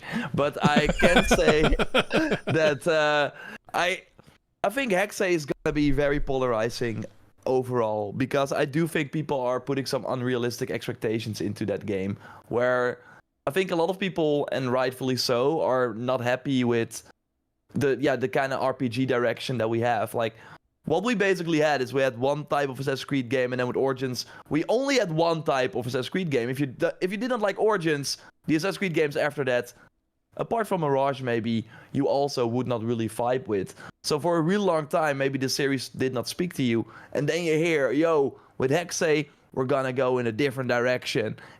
We bring in Darby, you know him from like the biggest Assassin's Creed writer on lore and stuff. It's gonna be great. And I think it's gonna be like a cinematic trailer where she turns into a cat and does magic stuff, and we're like, what the heck? Is this even Assassin's Creed anymore? So yeah, it's gonna be fascinating. I'm hoping that they can market it as kind of similarly to how Sony has managed to market their third-person cinematic adventure games. Just based on what I have heard about Hexe and what it's expected to be. But yeah, it's going to play very, very differently. And who knows, maybe in 5 years we'll hear people being like, why can't they go back to the RPG stuff? And to be clear, like, their goal is to do a lot of different little things. So instead of having Valhalla that does everything in one package, they're going to have 5 different packages. One that's the RPG, one that's like more old school, like Mirage, one that's more linear narrative, like Hexe, and probably some multiplayer games tossed in there. That's the goal. And I personally prefer that. If you're going to do something, do it well instead of doing 5 different things okay. I prefer this way. And then I don't have to spend money on the game that doesn't speak to me, you know? So I think it makes sense. But there will initially be some growing pains for sure of people being like, even though they've been pretty clear about this, they'll see Hexe and be like, what happened to the open world adventure stuff? What happened to the RPG? They're not doing that anymore, even though they still are. So I'm not sure if people will say that because we will probably still get content for Shadows, but I do think the promise of having the different types of Assassin's Creed games, live alongside each other and release. So you can skip a year, but okay, next year will be the game that I actually like. My take is mostly that I worry that people are putting a lot of eggs in the Hexe basket to fix what they were missing in the with the RPG branch, but I'm not sure if I think they might go in a completely different direction. That they're trying maybe to speak to a completely different audience instead of the hardcore Assassin's Creed who knows? fans. Maybe it plays more like Resident Evil, and it's like really slow and really like horror inspired. Like that, based on what they've described, is not out of the realm of possibility that it plays very similarly to that. Like you just never know. Well, it seems to be kind of like that. I think what we heard is also like kind of God of War-y, maybe the Tomb Raider reboot style, and then with some Dishonored type powers into the mix for cool stealth ways. I mean, that could be why Assassin's Creed Shadows is so grounded. They are like, okay, we cannot do any of the magical stuff right now. Yeah, and also to not have people be already kind of bored with that stuff when Hexe gets announced, right? It's not a bad idea. I mean, I hadn't really considered that, but if you're trying to differentiate your different games within a franchise, you want them really differentiated. And from what we've heard just through leaks, Hexe is going to be very supernatural. There's going to be a lot of supernatural stuff in it, even just down to player abilities. Yeah. And so it makes sense if they were like, we don't want to do supernatural stuff, just to make it clear that these are different branches of the same tree. I think that sucks though, because not having Isu or any mythical stuff in one of the RPG games feels like such a missed opportunity. Also, we're in Japan, like you want the Japanese mythology, but they also didn't have a lot of stuff, like no Templar stuff really. Like there was mentions. I mean, and near stuff. the end, and now a guy in the DLC has a necklace, and that's kind of as far as they go. That's the whole thing. Where's the Templar storyline? No, he has a necklace. Yeah, look at the necklace. It's shiny. It's red. Okay. Well, let's shift gears a little bit if you have a little bit more time. Yeah, I do. Want to talk state of play, or what were you thinking? I wanted to know your thoughts on the Marvel Wolverine MP First stuff. Oh yeah. So for those of you out there who may not have seen the stream segments or the discussions of this, basically there was a report that came out from MP First discussing Wolverine, the current plans surrounding the Venom project, which apparently still exists, and some other interesting little tidbits. But this follows, of course, the massive data breach that they had a couple of years back where everything leaked. And since then, they've been very, very quiet, sorting through all of that, figuring out what they want to do. But what they said is someone familiar with the situation has confirmed to us that Wolverine will stick to the 2026 scheduled release seen in the leaks, and that Venom project remains in development. Additionally, we have also managed to gather some extra details about Venom based on information we've come across. And these are individual details surrounding the framing of like the story and things that I'm not going to get into for sake of spoilers. But ultimately, it seems like it was originally planned to release at the end of this year, but the most recent data from the leaks placed it in 2027. We now assume that this date depends on whether the project has undergone significant changes in scale, considering that what was leaked was comparable in size to the Miles Morales game. So it seems as though Wolverine next year, Venom game that's smaller, closer to Miles Morales, is probably 2027, which puts it launch of the PS5 of PS6. Yep, right in time, just like Miles Morales. So they can do the side by side and be like, look how man, they're shiny gonna do Venom is in this shot and how extra Dude, shiny like, he is in this one. I think if Miles Morales was only on PS4, it would have really felt like a 1.5. Obviously, it was that, but because they could also, but look at the load times and blah blah, it did kind of feel more like a new experience. So maybe they're doing that again. What is interesting is that there was actually, you mentioned the data breach, of course. There was actually one slide where they had Venom already in 2027. So what of course happened is that a lot of the data, released online, like people were piecing it together, but we did not know the timeline for when these things were kind of, being shared. So it seemed like they already at one point were planning Venom in 2027. While, first the ambitious plan was to have it at the end of this year, and then Wolverine next year, and then Spider-Man 3 in 2028. That would have been crazy.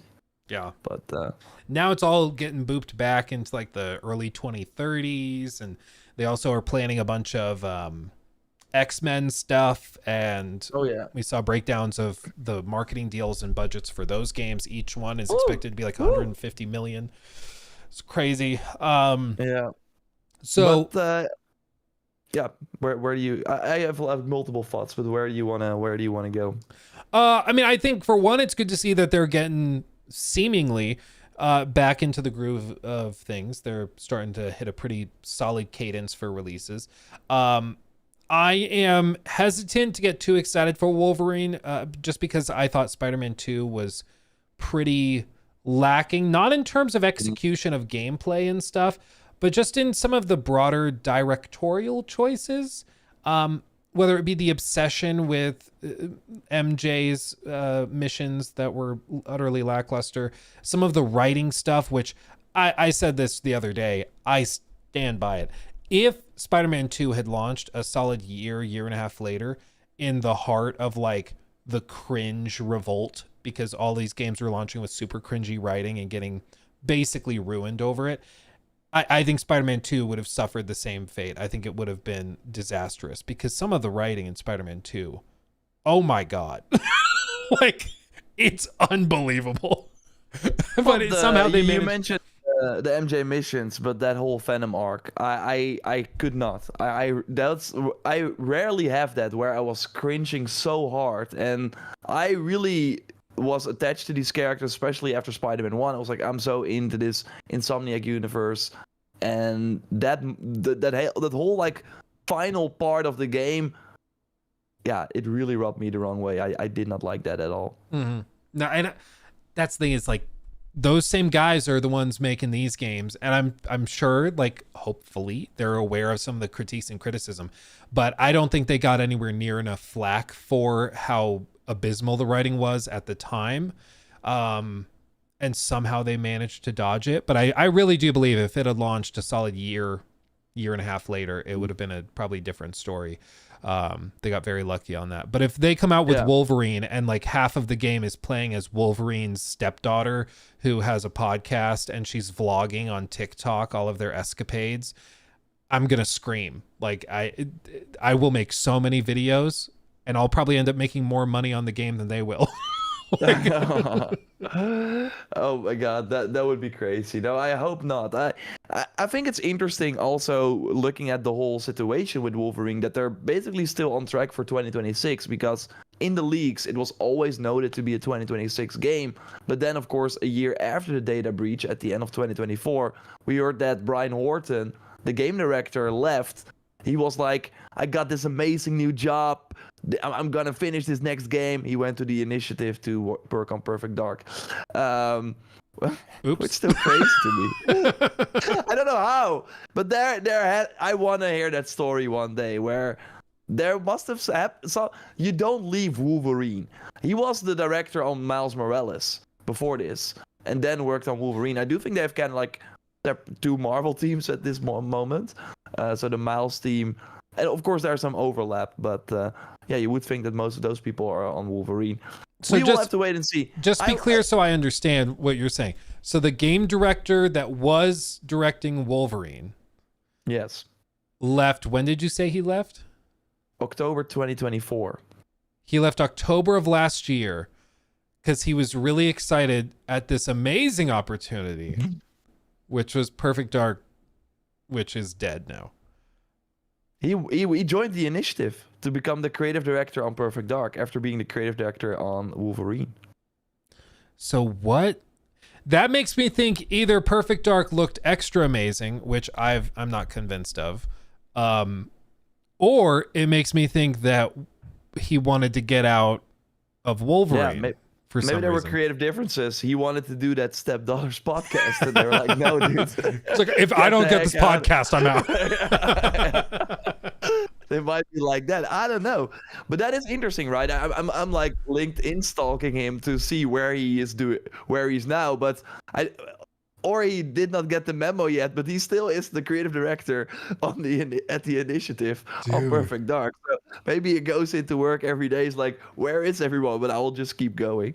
I don't know, but it's interesting. That's crazy. Why he left. But then the Ratchet and Clank directors, like veterans at Insomniac, they took over Wolverine. So you would think that has caused some like delays and stuff, but them still aiming for 2026. I mean, I would not be surprised if like this is probably the longest an Insomniac game has been in development, because they are usually pretty fast. But 2021 is when they announced it, and then it will launch 5 years later.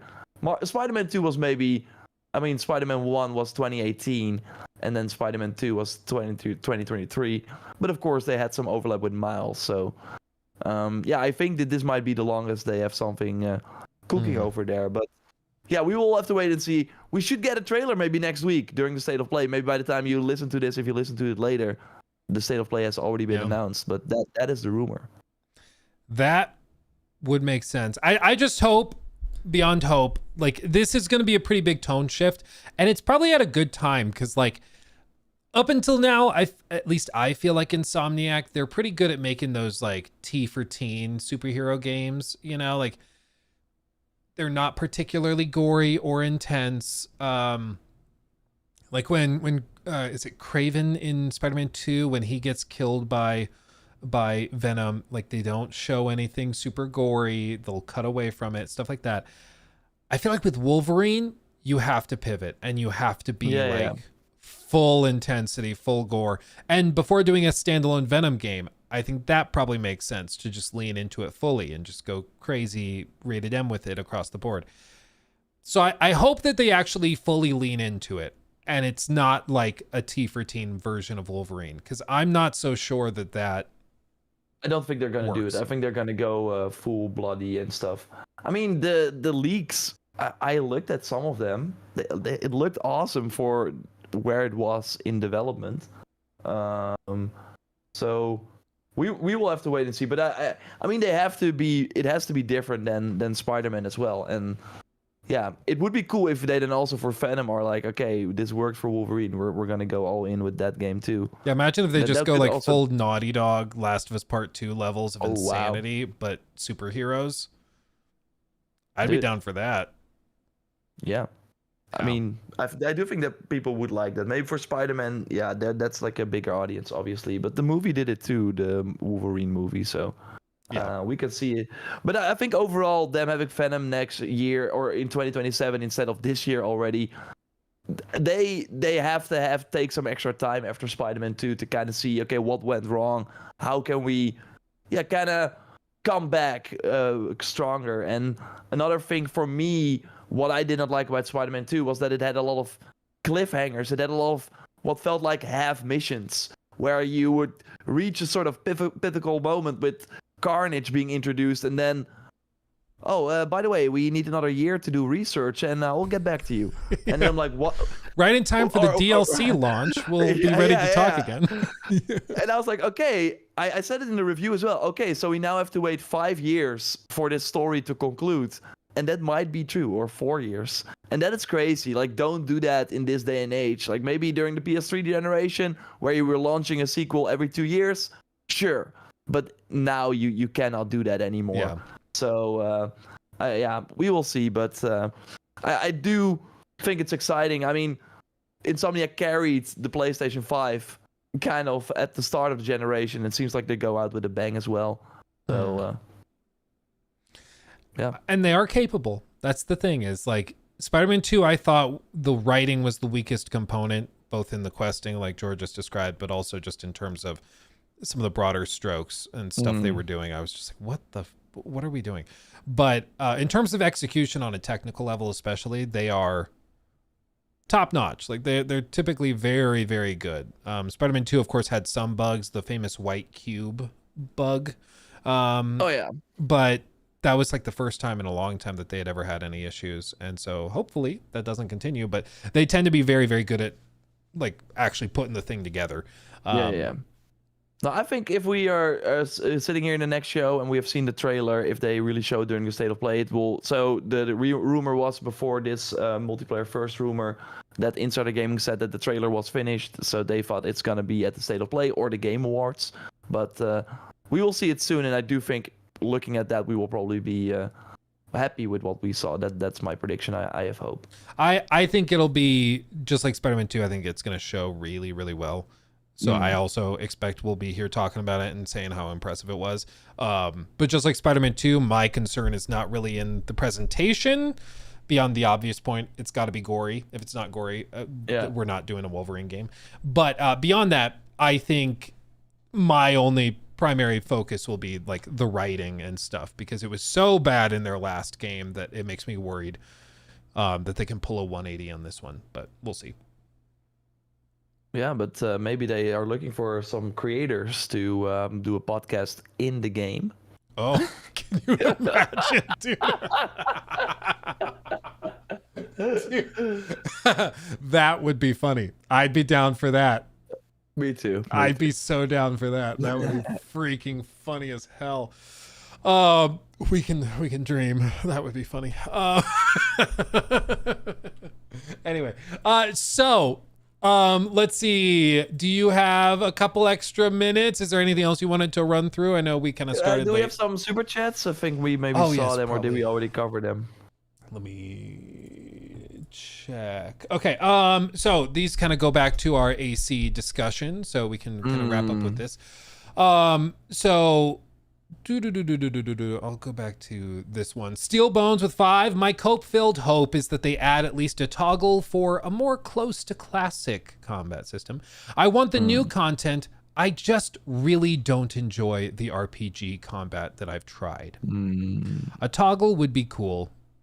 And of course, in an ideal world, I would love that. And I would love, like, was it Master Chief Collection or something? There was one of the Halo ones where there was literally a toggle to go between the new graphics and the old graphics. That's like bucket list. Yeah, like that's dream scenario is something like that. But I don't think it's realistic. For Black Flag though. I don't think it's like nostalgia. I it's like a gimmick, videos and it just Yeah, I mean, it's a gimmick. I think it makes you appreciate the new graphics even more. But I think bringing this up, my point is that those things are cool. I'd be really happy if I have like a bucket list and I'm a genie and I can just like wish these things into existence. I would like those things, but the lack of those things is far from like disqualifying. If I see that they don't have the toggle for the new versus old, I'm not going to be upset. Like, yeah, that would have been cool. But I think for the combat that would be awesome, because that I think would be. Then I think people would also be more willing to try the new stuff because they know I can always go back and not feel forced one way or the other. So no, but for the graphics, I think like for Halo, it's just very nostalgic. Oh my god, because that game is way older. But this game is, it looks like a less people on the streets, less stuff going on, etc. And then you switch. I really think people will turn it on for 1 second and then be like, okay, this doesn't look great. I'm going back to the modern graphics. And then all the Ubisoft engineers have worked their ass off to make that work. So I'm not sure if that is worth it. Yeah. But a toggle for combat, I think would be cool. But we should wait and see. I do think adding more depth to the items you can collect, maybe it makes like, going to the different islands and stuff more rewarding if you can actually find way more loot and stuff. Yeah. I would be down for that, actually. Yeah. I think it's going to be a lot more transformative than a lot of us thought, but I also think we should keep open minds, because they're again, call it remake or remaster? I think probably remake, just based on what I've heard. I think in terms of marketing, maybe remaster is a safer bet. Yeah. But I think once you start changing gameplay stuff, I think, to me, in my brain, you have to call it a remake if you're changing gameplay stuff. But yeah, for one, we don't know if these leaks are true. So there's that. It could be that it's just the old system and this is all us talking about nonsense. So we don't know if they're true. And two, the leaks are even suggesting that they aren't sure the specifics of it. So it could be that it's technically a hitbox system, but it plays heavily into finishers. So it plays very similarly to the old system. So like we don't know. We don't know yet. I mean, that's more Mirage style, where it was still also kind of based, because you could only take a few hits, so you would still also be countering a lot. They have to keep the finishers, because I do think that is what we are missing. Seeing all those, like even for Assassin's Creed 3 and all the other games, the amount of finishers and how cool they look.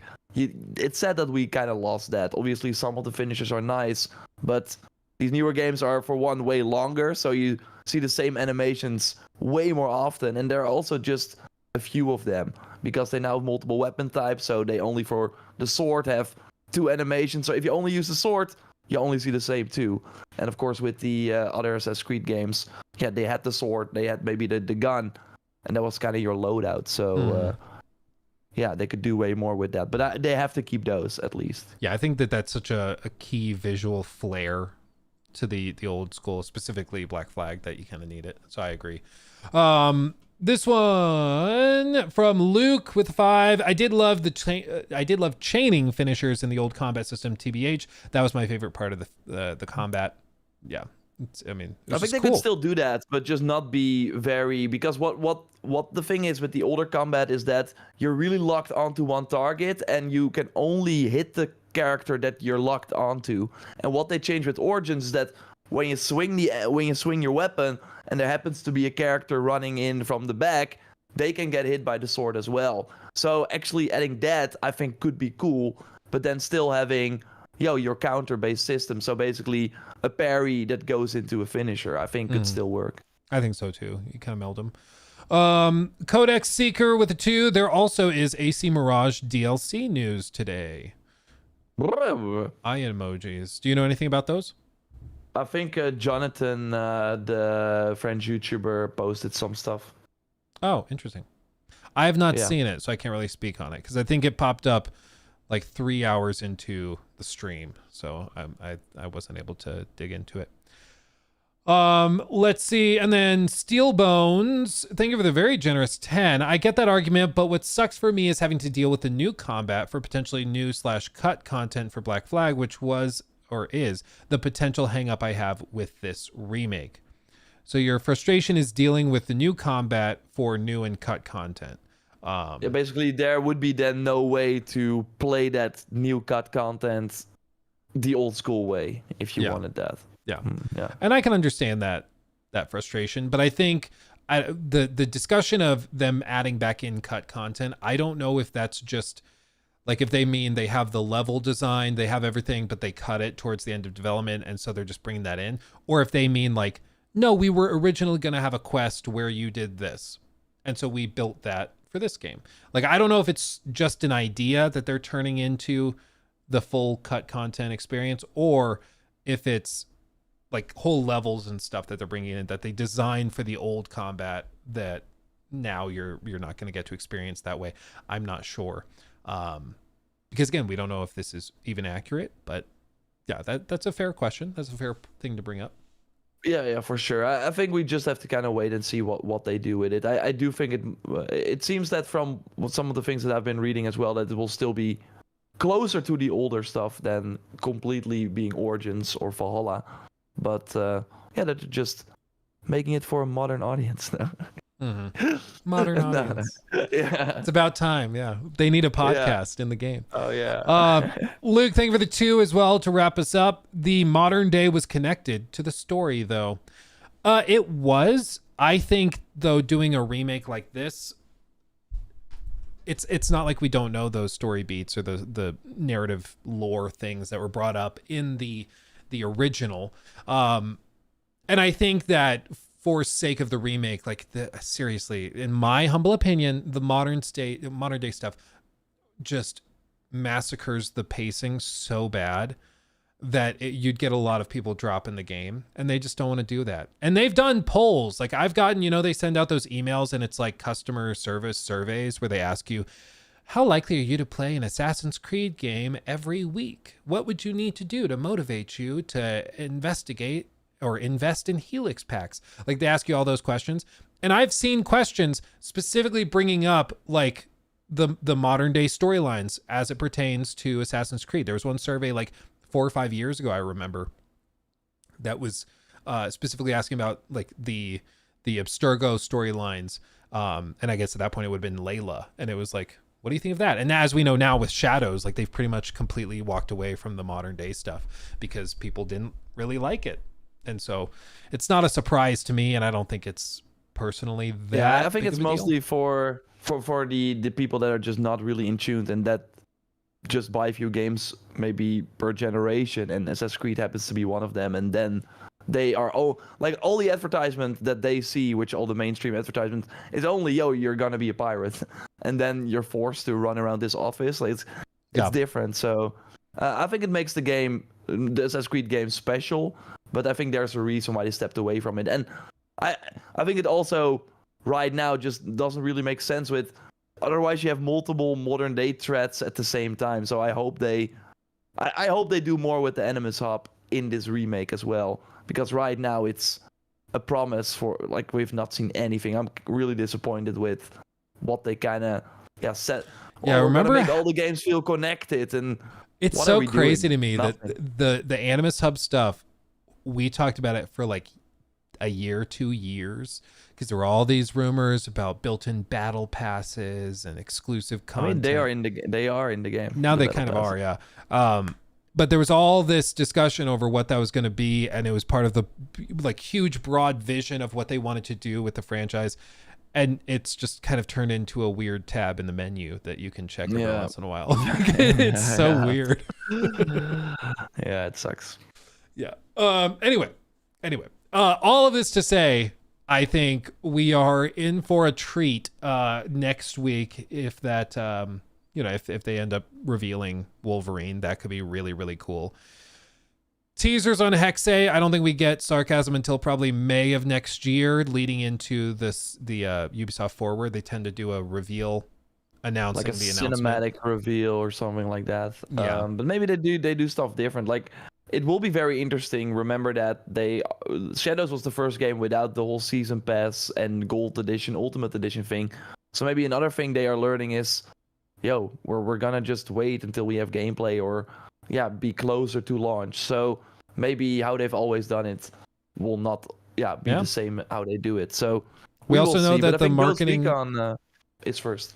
Yeah, I was just gonna say we also know that Star Wars Outlaws was a point of learning for them too, because that was their most expensive marketing campaign in their company history, and let's just say it didn't result in the most valuable product at the end of the day. So I think that they probably are also doing significant reviews of what they need to do for marketing. Yeah, and we saw that with like being able to stream Assassin's Creed Shadows before launch. Like that is something they've never done before, but yeah, it does show some confidence, and that's kind of what they have to do right now. They have to, I mean, also another thing, Shadows only right now has gone on sale, and it's still only 30%. I think like before this, it would have already been 50% off everywhere. So they're trying different things. They're learning that you can't just put your game 70% off 2 weeks later and then be like, why is no one buying it at full price? Because people know you're going to put it on sale. God damn it. Anyway, do you have any closing thoughts before we adjourn? No, I see some people talk about some other release. Of course, Dying Light the Beast is tomorrow at the time of this recording. Silent Hill F is getting some great early reviews from the DualShockers guy. Did you see that? Oh, dude. I guess just in case somehow somebody missed it, what happened? I'll just read this for you guys. I retweeted it. I was just like, that's not how embargoes work. Because what this guy did, I'll go full screen on it. American Truck Songs 9 took a screen cap of it, but this guy went onto Reddit and posted, as a preface, I write for DualShockers and I'm doing a review of Silent Hill F. Because of it, I was able to get the game early and I beat it over the weekend. And then he broke down that he's giving it a 9.5 out of 10, that he loves it for all these reasons. And he basically just outlines his entire review. And somebody on Reddit replies to him and says, isn't there an embargo? How can you talk so openly about it? And he replied, the embargo just gives me a deadline and prevents me from talking spoilers. Everything I'm talking about are things that will be in the review. Stuff I'm allowed to say. Like, so he's admitting it's stuff in the review. It's basically the review. And you're just going to share it on Reddit for clout, I guess? Like, what is the deal with this guy? But this is what happens. People forget, but these outlets will hire somebody who has like a journalism degree or something that maybe has a passing interest in video games. I've met these people at events, and a lot of them are not like, one of the girls I talked to, she's like, I'm not a gamer. And she felt like really insecure being there. She's like, I don't know why I'm here. I just wanted to get into reporting and journalism, but I got hired by this gaming outlet because they were hiring for a young woman, and they sent me here, and I don't even know how to like hold a controller and play the games. Like, she doesn't play games, but she was sent to do this because she worked for them. And sometimes you end up with people like that, or in this case, somebody who doesn't know what the word embargo means. And so he says, he clarifies, somebody said, I was just making sure you're not getting into trouble. And he says, I appreciate it. Thank you. Don't worry. I reread my email 1 million times just to make sure I didn't miss anything. Lol. Like, so he had a suspicion he wasn't allowed to do this. He did it anyways. Again, for some easy attention on Reddit. Like, what are you doing? But he literally, there's no way he still has a job after this. Like, surely No, not. I think DualShocker, like Konami, is probably not happy, and they're not gonna send them anything anymore. But I saw them like post or look for writers as well, maybe like volunteer, because like some of these websites, it's really hard to have like staff and do all the reviews. But yeah, some people are willing to do it volunteer to get some experience and get the game early, and that's exciting. So I would not be surprised if it's just one of those, people that is very new to all this and probably got an email saying, yo, the deadline for the review is this and this, and you cannot talk about this and this. But he never saw like, and you're not allowed to talk about it to anyone. A lot of it's probably like the email says the embargo for this review is on this date at this time. And that's when the deadline date is. And so he read that as, so I can talk about it, just no spoilers. Yeah, but I cannot post my review on DualShockers until that time. But Reddit is fair. Yeah. It's unbelievable. It's so bad. So bad. Yeah, that was pretty goated. He did follow it up, and he did post it or delete it, and he also deleted his account as well, as if that will fix things. But I mean, at least it was a 9.5. If it was like a 6 or a 5, Konami would have been way more angry because they it's not the worst press, a really good early review, but I wouldn't look into this guy's review too confidently, because like clearly he's not, I'm sure he's a nice guy. I remember he's not the sharpest tool in the shed, you know. Like, I remember my first review. It was like 2011, or it was Disney Universe, like a really old. It's like a very old game, PS3, and I thought, oh, this game is like a 9 because there are no bugs. It's like I was only looking at the factual things that the game did not do wrong. So there were no bugs and it ran fine. So it's 9 instead of but what are the? So that was my first review. So maybe this also, again, I agree. Don't look too much into it. Yeah. The game looks good, but I would not say the game. Like I would not pre-order it based on this dude's review. No, exactly.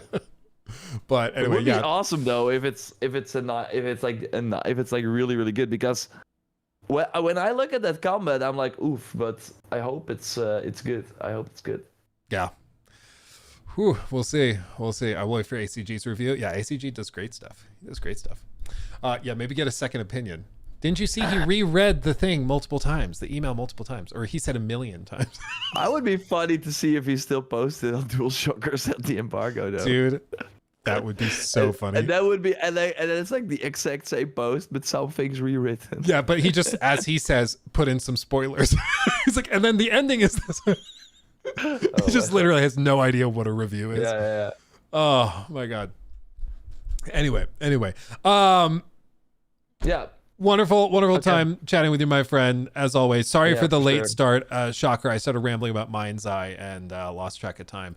But we had a wonderful show nonetheless. Thank you to everybody for hanging out with us and helping make this show great with your super chats and thoughts. And of course, give us those 5 stars on your platform of choice where you get the show. That would be nice. Yeah, appreciate you guys. Next week, it sounds like we may have a lot to talk about. So stay to play with potentially some big reveals. So we will see you guys then. Probably not. Let's temper our expectations. Maybe not. It's gonna suck. We're getting that Yakuza game that got leaked already. Kiwi, only Sumaya is happy, I think, at this point. Oh, yes. Sumaya's overjoyed. Yeah. But anyway, you guys are amazing. Much love. We'll see you soon. Hugs and kisses. Bye-bye. Bye-bye.